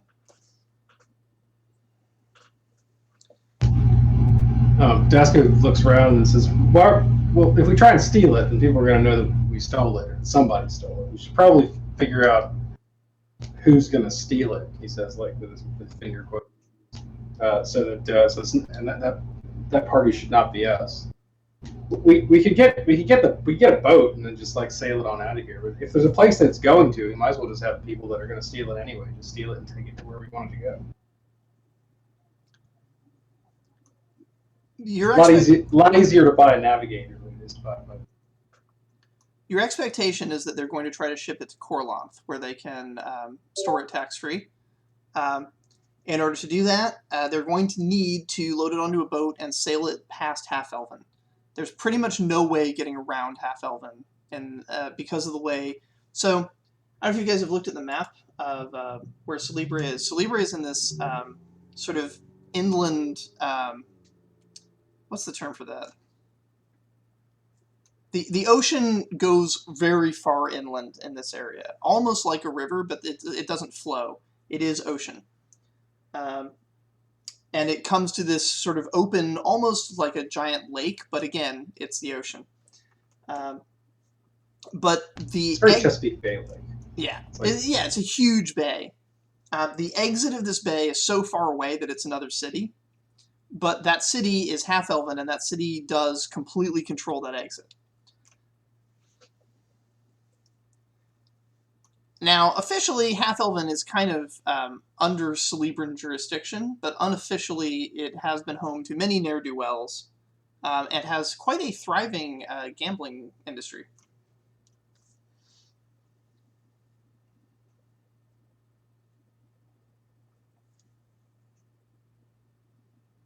So if you decide you don't want to try to execute your plan here in Celebre, or if you only want to execute parts of your plan here in Celebre in preparation, then chartering a boat to get to Half-Elven would be a good call.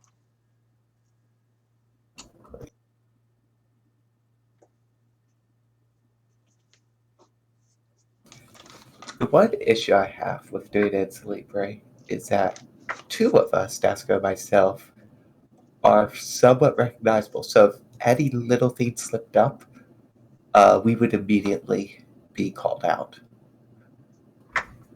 The benefit to that is Dasko's already not allowed here anyway, so he'd only be exiled from one city twice versus being exiled from 2 different cities. Well, that, and also remember, like, if they know who did it, we're gonna be chased to the end of the world and back. I'm friends with about half of the Thieves Guild, and then the other half I'm not friends with, but half of them they owe me money, so friendly enough. Does anyone not owe you money? I look over at the druid and say, some people, so far.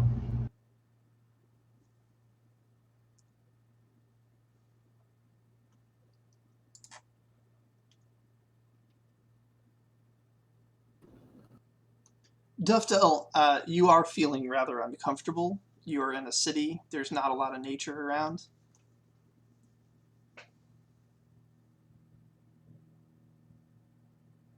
And these buildings are just ripe for destruction.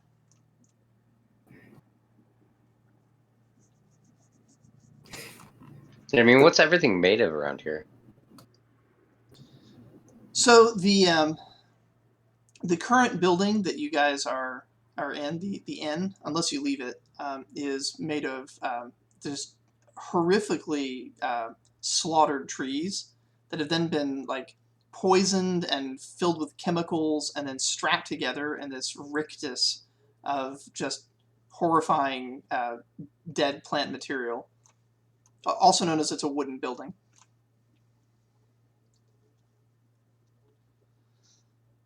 However, there are other buildings about made of stone and brick. It's a fairly industrial kind of economy out here. So the buildings that are made of wood are probably made out of wood as a specific stylized choice for the ambiance that the wooden decor provides. That being the ambience of slaughtered innocent trees, those sick bastards.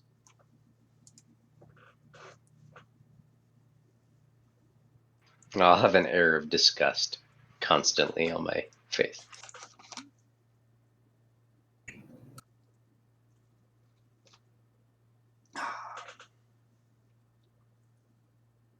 I notice your your expression of disgust, and I say, "Yeah, this isn't a great place. There's better in."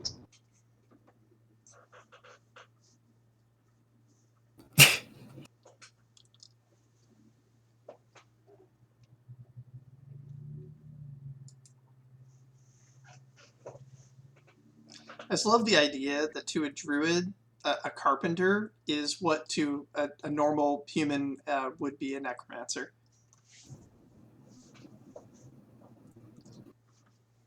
Oh, your description was fantastic.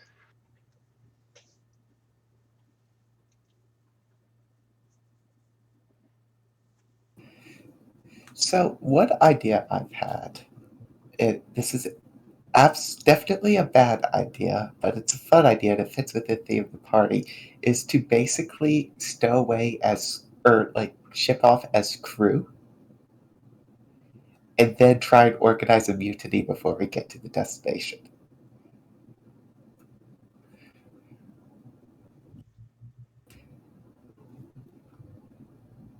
And then obviously the end goal of that, at least in Talus' mind, is to have a long life as a seafaring pirate, because that sounds cool.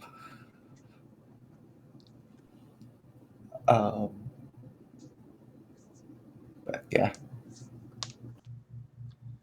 It's not unreasonable to try to get into the crew that's handling this stuff, since at the moment nobody other than yourselves really knows that you're planning to steal the treasure. You haven't told anyone outside of this group. Now, there are certain people that might assume you're up to no good because of your reputation. How long does it take to sail from Celebre to Half Elven and then from Half Elven to Coral? Great question. Probably, well, Celebre to Half Elven is pretty quick, right? That's got to be just like It's a few days, yeah. Yeah. It's like 3-4 days, something like that. Yeah, have elven the Corlon could. It depends on how you go, but like it could be a couple. I mean, it could be a week, more than a few weeks. Yeah, if you're gonna do the straight shot where you just sail all the way, you're gonna need some serious supplies. If you're gonna do like a two-step, which would be easier, you could do a stopover somewhere on the pirate coast, which is exactly what it sounds like. So they probably aren't going to want to do that, but if something went wrong with their food supplies along the way, they might have to redirect.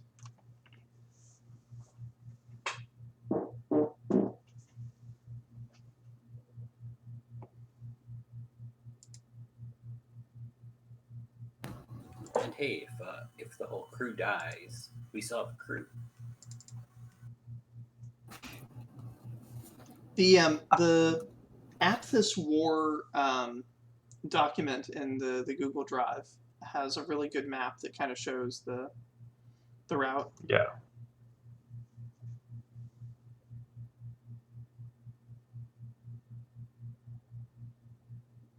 So they're gonna have, not only are they gonna have their ships carrying all this treasure and multiple ships, a fleet, they're also gonna have, I'm assuming, just ships to defend it because they're gonna sail right past the pirate coast. They better. I mean, like most of the pirates in this area are loyal to one of the two crowns. So if they're going to try and sneak it past, I mean, if they're trying to sneak it past one crown to get it to another city with another crown, it's pretty complicated.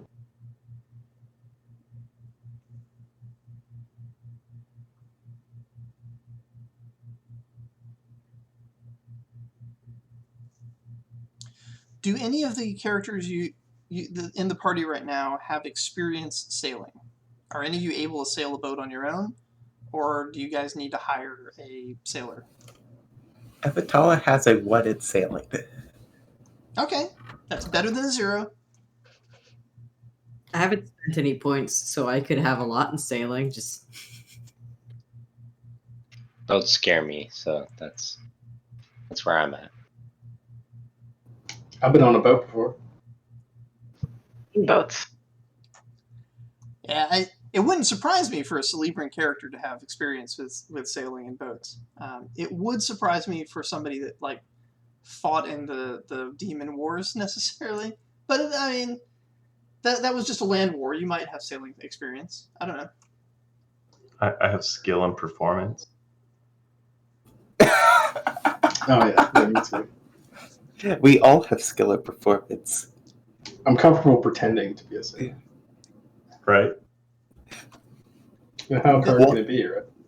It may, in that case, be quite wise for the party to seek out an expert in boats and boatmanship to assist. Probably not somebody you want to let in on the plot, but somebody that will, in exchange for coin or such, send a boat where it needs to go.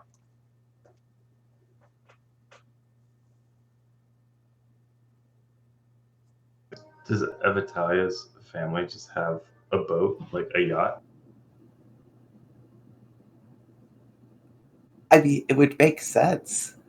Should I roll something for that? Would they not have a crew that you could just take us to and be like, how does this boat work?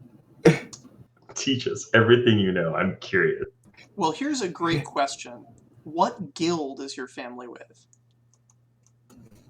What's their guild affiliations, I should say? That's a good question.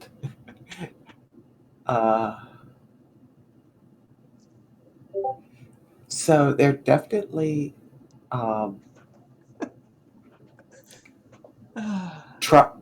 giving off the appearances of being up and up merchants, but they are definitely prone to side businesses and heavy corruption. So whichever guild would best jive with that, I guess, would be the answer. The Thieves Guild are actually part of the government. They're the tax collectors.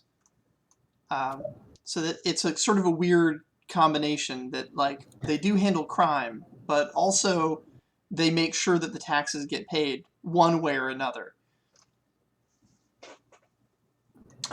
There's the Fisherman's Guild, which also is kind of becoming the Navy. Interestingly, when you were in Baron, you met Althorn, who had previously done some like security work for your family when he was younger. He's now high up in the Crimson Guard, but your documents on him did mention that his wife is a member of the Fisherman's Guild. And that actually his family name, Ironhook, is her name. He took her name on because she had high up guild affiliations, and he did not. He was just some poor kid from the streets.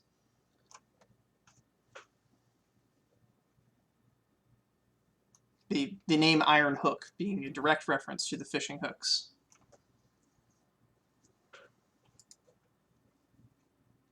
And corruption-wise, there's the mining cooperative, there's the rights and properties guild, there's the clothiers guild.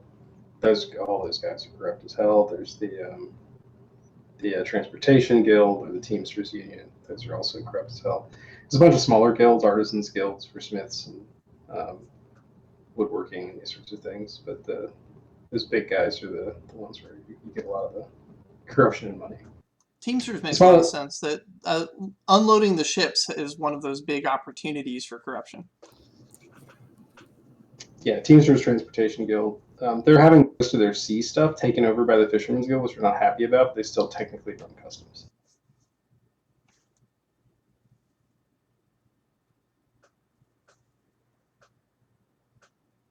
And that might be a good in, is because somebody's got to load all this treasure onto a ship.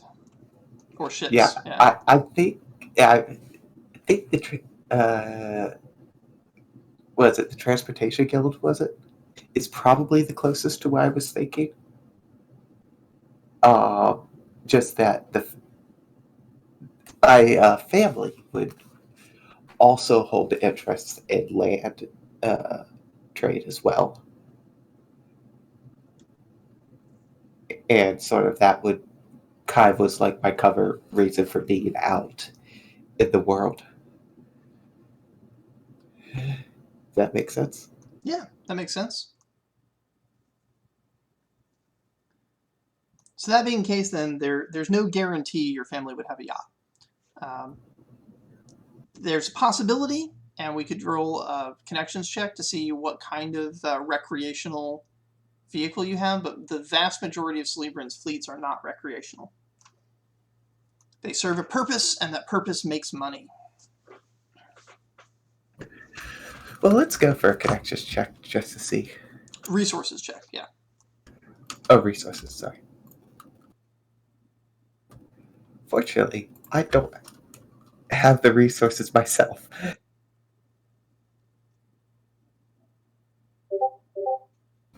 That's one success.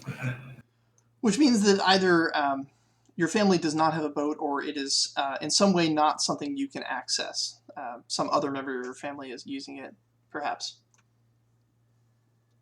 I'm going to go with that. I'm going to say that while your family does have a boat, you have a cousin that's making use of it, and they don't like it very much.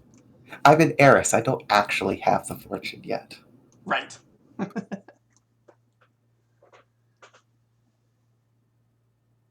Someday you may inherit that boat, but until then, yeah.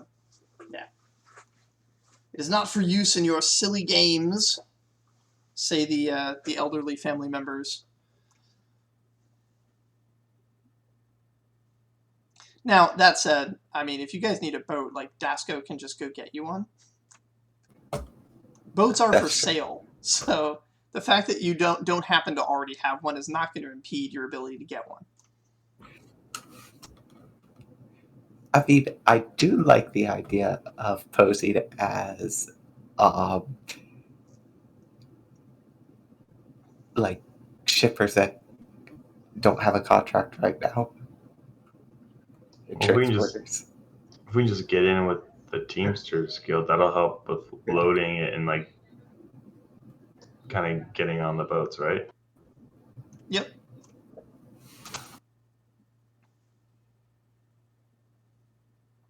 And then it's about once we're on the boats, how do we get all that treasure off?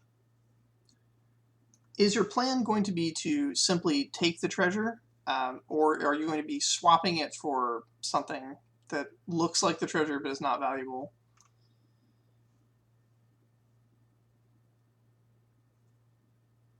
Or are you going to be implicating somebody else in stealing the treasure? Like, what's the goal for getting away with it?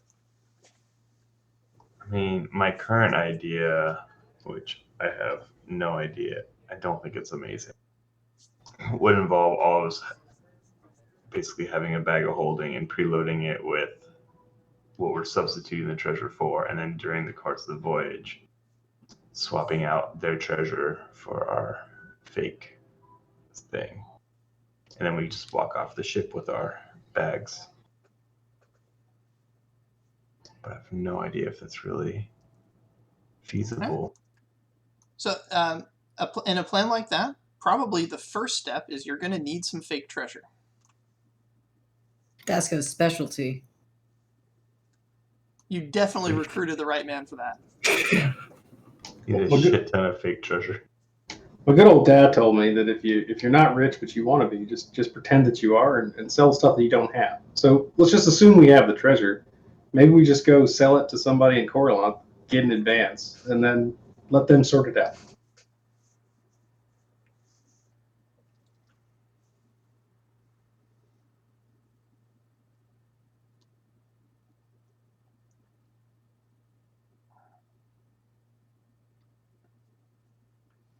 Corlanth as a city is basically run by merchants, merchant families. They have a very weird, a very weird system of government. So is it every year or every 2 years? What's the cycle time on that? Every cycle, basically. Yeah, every political cycle, the wealth of all of the families is tabulated, and whoever is the wealthiest has all of their assets frozen so that they cannot accumulate any more wealth. And they rule the city until the next cycle. And then the next cycle, the next person's wealth is chosen and their assets are unfrozen so they can resume being merchants and making money again. And so this creates a situation where sometimes if you have political ambition, you go out and you make a bunch of money to try and be in charge.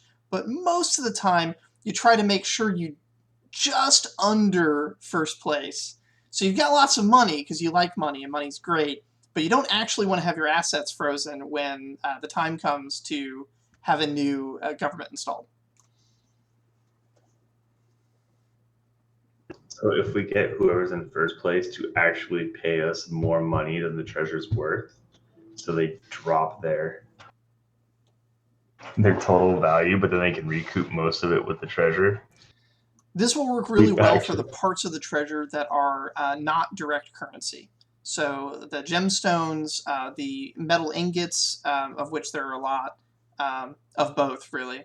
And also if there's any documents that are considered to be of value, that are not also considered to be paper money for purposes of their tabulation. All of that can be exchanged for money, and it becomes a good, not a currency. So yes, they would definitely pay you for that.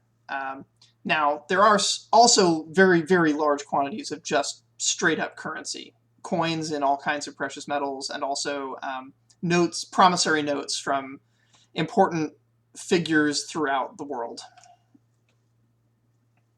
Yeah, there is a culture there of basically just taking on debt vote right before an election.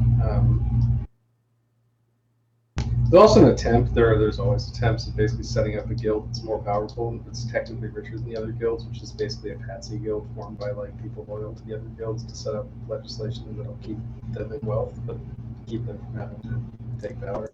It seems very likely that that's exactly what will happen if you guys fail. If the mining cooperative does manage to get all of their assets over there, that they'll become the patsy guild that takes control of the city, and they'll become the government of Corlanth.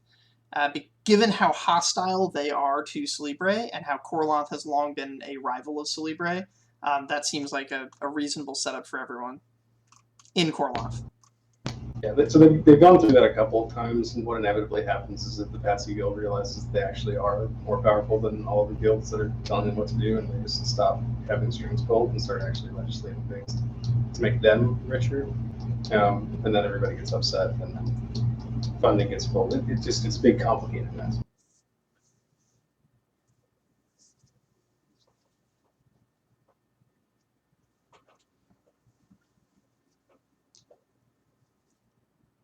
So it's certainly So not it's in a bunch of Celebri's. gigantic, like criminal merchant syndicates trying to form a union. It just doesn't really work very well. Because of that, it's not really in Celebri's interest that this money, this treasure, make it to Korloth. So the Thieves Guild is definitely going to make a play for it while it's here in Celebri.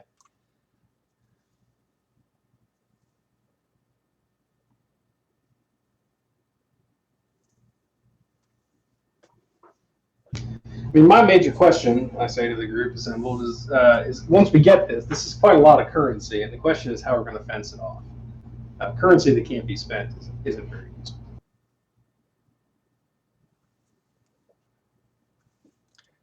I think Remy had a pretty good idea there about fencing it to Korloth.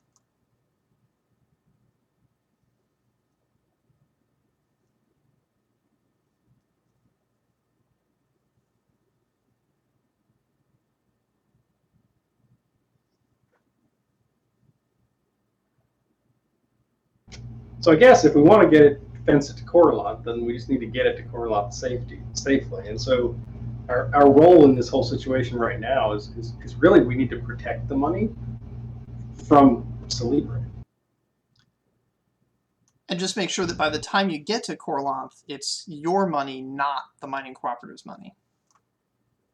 Or whoever's buying it is buying it from us, and not the mining cooperative.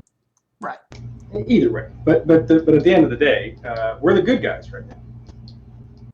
Korloth is trying to steal their hard-earned money, and we're here to help.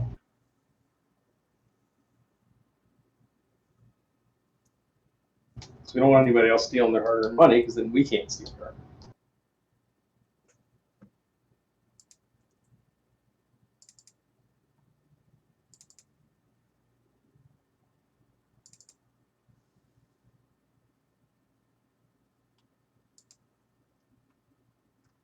So then, do we get Barnabas to pose as the lawyer to make it go through Celebre as fast as possible to eliminate their chances to try to take it?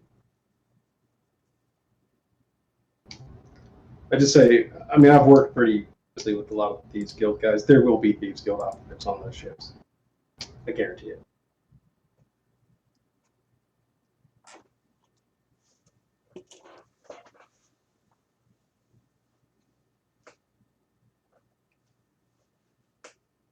I mean, it's what we would do. Did we want to make deals with someone to ship poisoned food onto those things on the boats? Don't think we need to poison the food, because I just think we need to. Well, them being all dead would be easier for me. I could just make the skeleton crews in all the ships. Are we packing our own lunches then?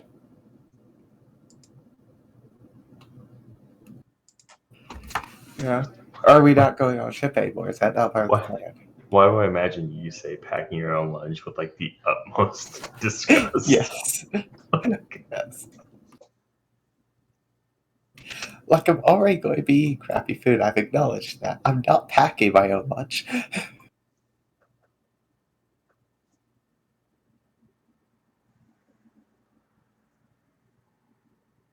My only concern is how do we get like just the sheer amount of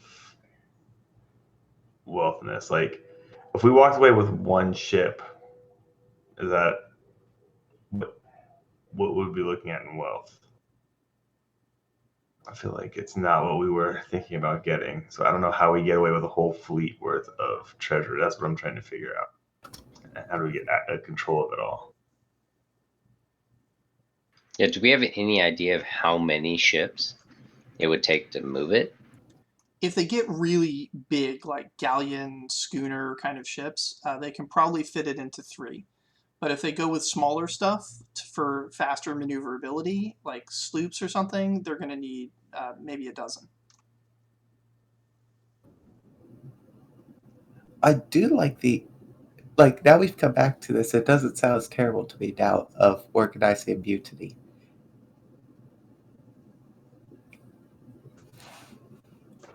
And that could work in with the, you know, disruption to whatever food they ship with them. You know. The Maya Cooperative will help themselves by just not being very good bosses. You know. Yeah, if you do anything to foul their food supplies, they're going to have to stop at one of the towns on the pirate coast to resupply. That creates an opportunity for more shenanigans. But if you want to avoid there being pirates trying to also steal the treasure, then you would want to keep the supplies fresh so that they don't take that risk.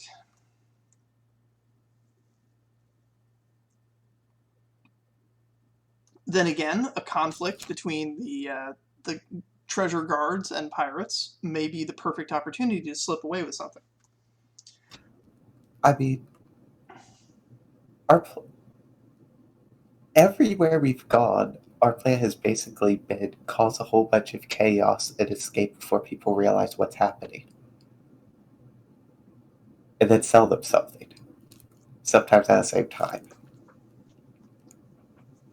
I don't see why this has to be any different.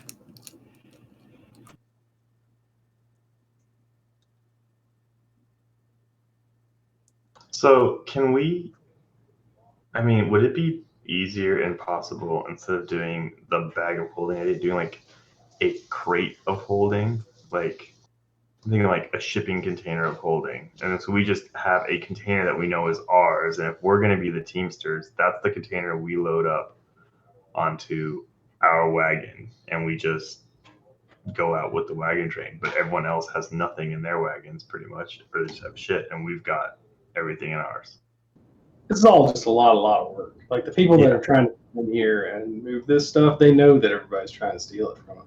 Maybe we should buy them one of these crates, get them to buy it, and then get them to put all the money into one of these crates and hide it on one of the ships.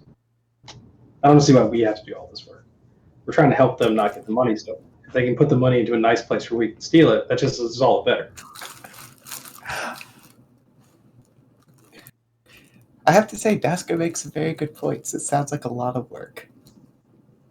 I mean, if we just sail away with the ship, that would be ideal as well. But I don't know how we would sneak away with a galleon.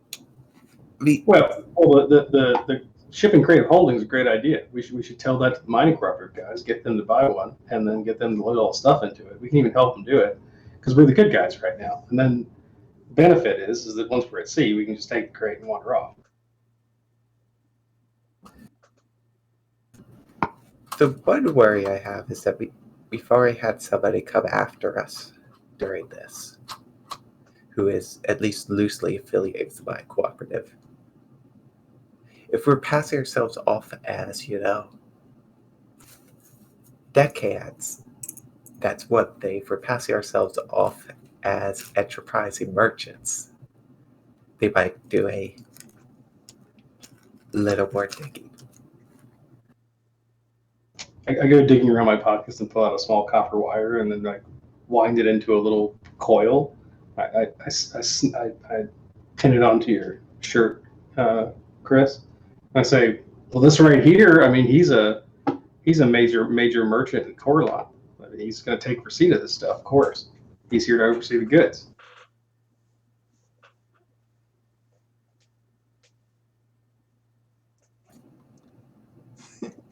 Master of disguise. You might want to have Barnabas touch I on like that. Barnabas. I look rubbing up and down and like the trash, Sure. Yeah. That's totally believable. Barnabas, do you have any ideas?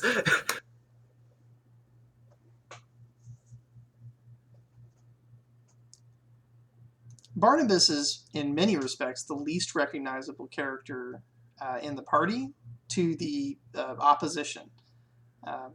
Not just because he's got no history out here, but also because he's a master of disguise. Whereas Evitali, you're quite right. You're going to be recognized here in Celebre. And if there's any members of the underworld around, they might recognize Remy as well. Barnabas, on the other hand, can go do and be pretty much anything believably. So are we wanting to do that creative holding idea? So, well, why don't we go kind of. What if we go the Corlanth route where we find someone in Corlanth that will just buy the treasure from us? Then we'll get that payment instead. We don't have to fence that portion of the treasure, and we'll be the representatives from Corlanth that the mining guild thinks they're working with to set up whatever it is that they're going to be doing in Corlanth. And so we'll know how they're going to transfer it, and we can maybe influence how they decide to transfer it. Since we're representing where the bank or whatever it's taking the money, right? I know a bit about Corlanth. Corlanth, politics here in Celebre, they have a thieves guild. It's a little bit corrupt and weird.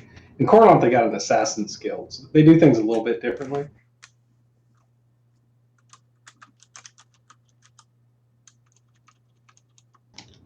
I'm sure we could ingratiate ourselves with the mining cooperative. They tend to like that sort of thing.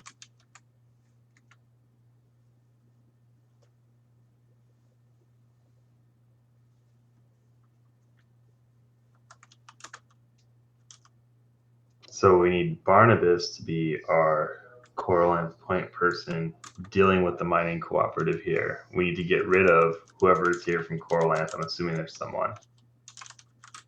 So that we're not interfering with, or they're not interfering with us.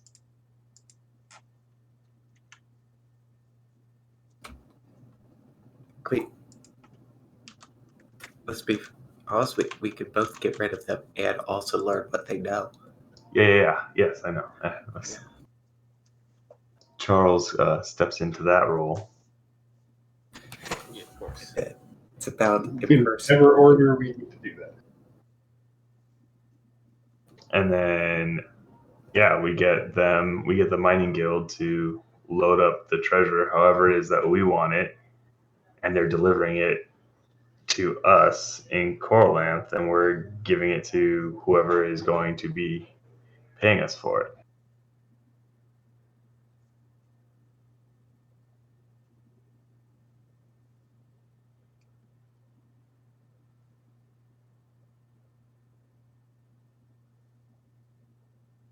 Cool. I don't see how that could possibly go wrong. Flawless.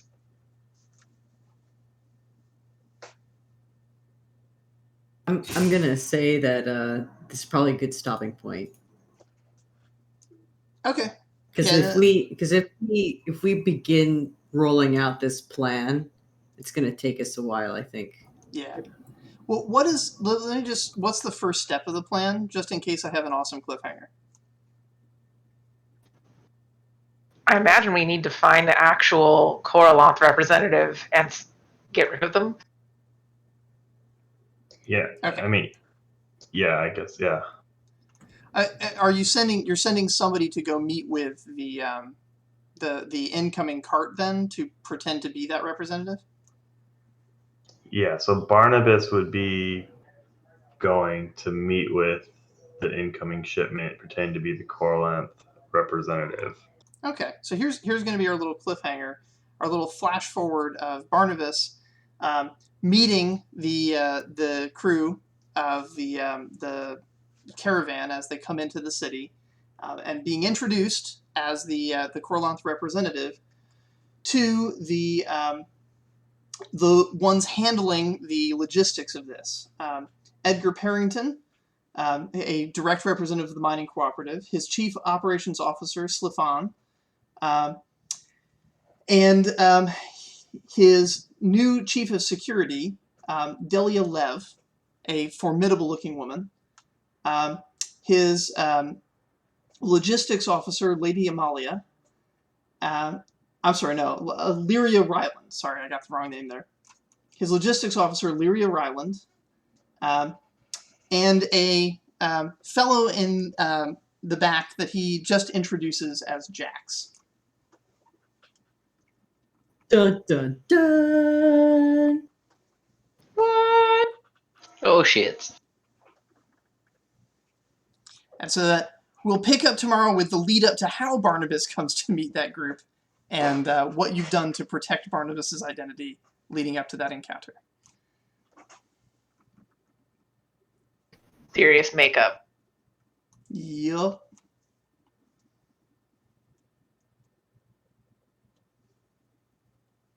Alrighty, go ahead and do closing ceremony here. And yeah, I like this plan. This is complicated, convoluted, and insane, and I love it.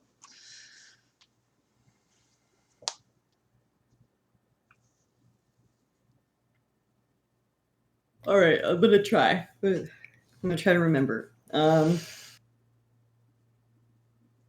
gonna give one to Chris for sort of helping solidify the plan that we're gonna go with. I think. For Ed, I'm gonna give you a point for failing your role with Elwyn. It's pretty good, pretty awkward. I liked it.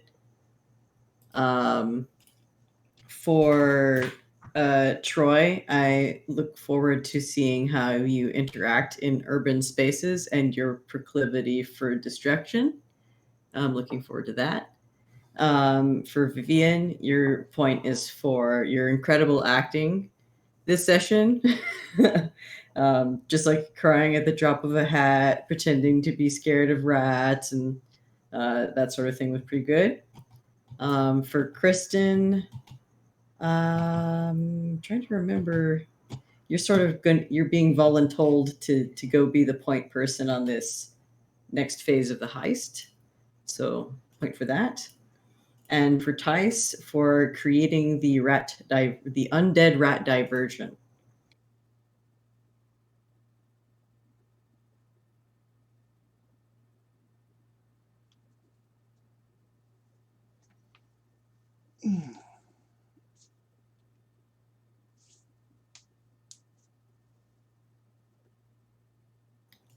Happy points, everyone.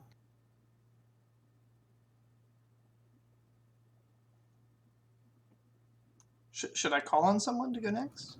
I'll go next. I'll give one to Mini Beast for playing for the also we're all playing it. Getting to see the old chef again. Always good to see them. One to Echelon for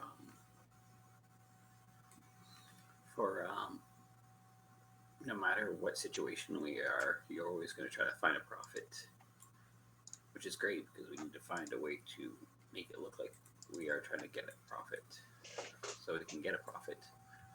Want to give one to Kite for having to contemplate the idea of trying to basically force everyone through a wall of stone because you haven't really done that before. I'll give one to Rav for the theatrics. Just seems to work pretty well. Even when you have a situation where you try to use the rats for one thing, but then that failed, so you use it to become a success, so you sort of failed forward.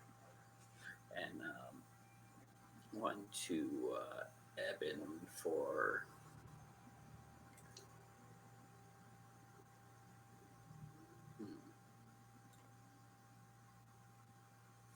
I don't remember exactly what the things that Eben did today. For being awesome.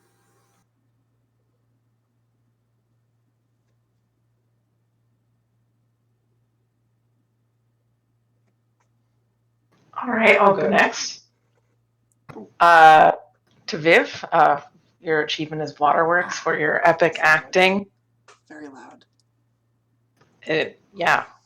Elwyn was not at all convinced, and then out of nowhere was totally convinced. Okay. Chris, Confection Connections, for finding that intern for us to get passage in Celebre. And Jackie, for reviving Elwyn. It was cool to see that character again. I'm a little sad we didn't walk away with any treats, but it's okay. Tice, Ratastrophe, for setting the rat loose in the kitchen. Ed, for your epic fail. Dasco is so good at talking through things. It was interesting to see him actually not have something he could talk his way through. And Troy, for trying to carefully plan how we could get to the gate we were trying to get to, only to moments later have a rat just get set loose in the kitchen and chaos ensues. So we can try and plan carefully, but sometimes you never know what's going to happen. And I think I got everyone. All right, I'll go. Point to Ed for the little copper wire trick. I found that one quite enjoyable. Point to Kristen for just doing most of the actual talking to people. This episode, I guess. This session with the just random baker, and now going to be the mining cooperative themselves. Point to Tice for milking every last second out of that rat. It was just brilliant. It really needed distraction was there. Point to Kite for destructive tendencies. It does make me worry a bit that you're going to blow up stuff that Evatal's family owns. And as a person, I'm okay with that. As a character, she might not be.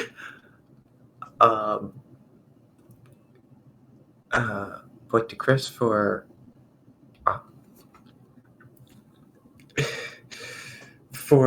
pitching Evatala as this poor kidnapped rich girl, which I feel is fair pay back for all the times Evatala has treated you like a servant.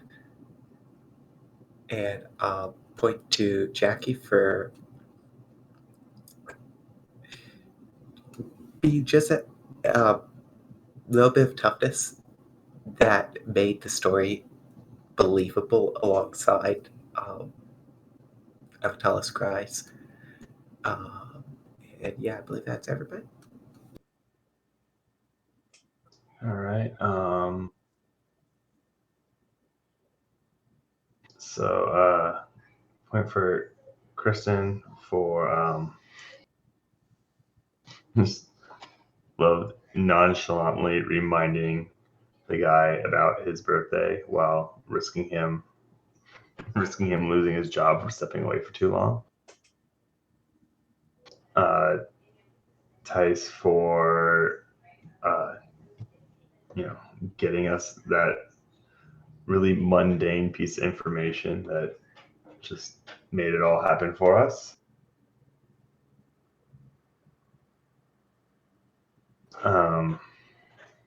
Jackie, I enjoyed meeting, who was it, Elwyn?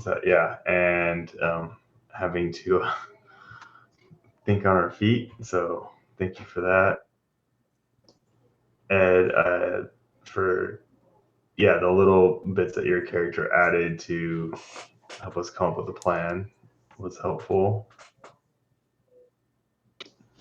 Troy, taking us to part of the moon that we wouldn't have seen with some bear on an island in a creek. and Natalia for the most epic crocodile tears of all time.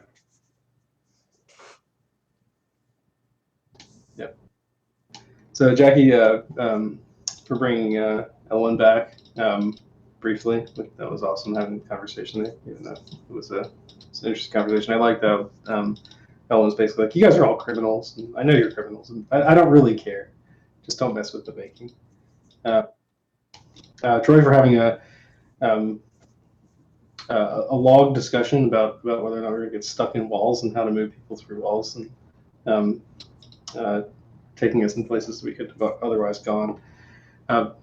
Vivian, for the spell casting finger quotes situation, we're just like, I'm going to cast this spell. It's going to be really awesome. Forget it. And you just freak out.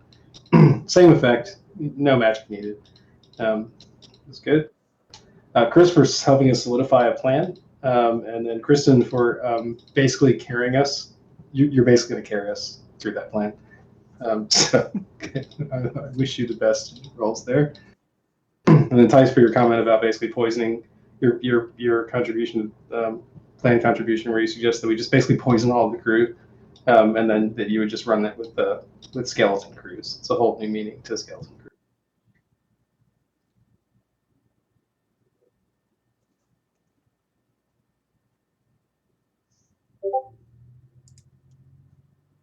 I think that's me. Yep, At this do point, awesome. I have tried this.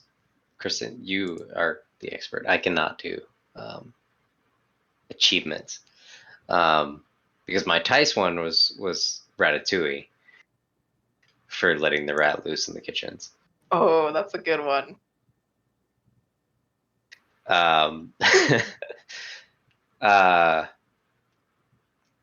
And then yours was family update because there was so much to that influential scene, and all it was a birthday update, which was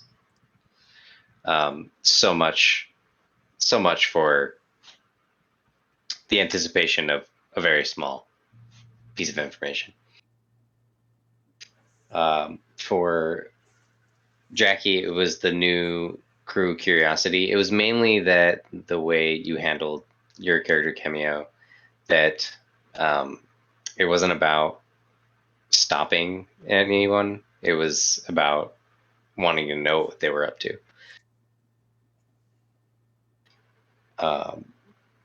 For Viv, it was that moment of, actually, I meant this. That was so expertly done, like just a quick subverge in leadership to just switch to use your talents and switch your tactic, which was solid. For Ed, it was the entire crate of holding conversation and how it compacted everything into, we have 12 ships. No, it's just one ship. I love the entire breakdown mindset for that. And then Chris, of all the things, it was the nod chops name drop bit, hidden among an entire conversation, but it was still very, very nice setup there.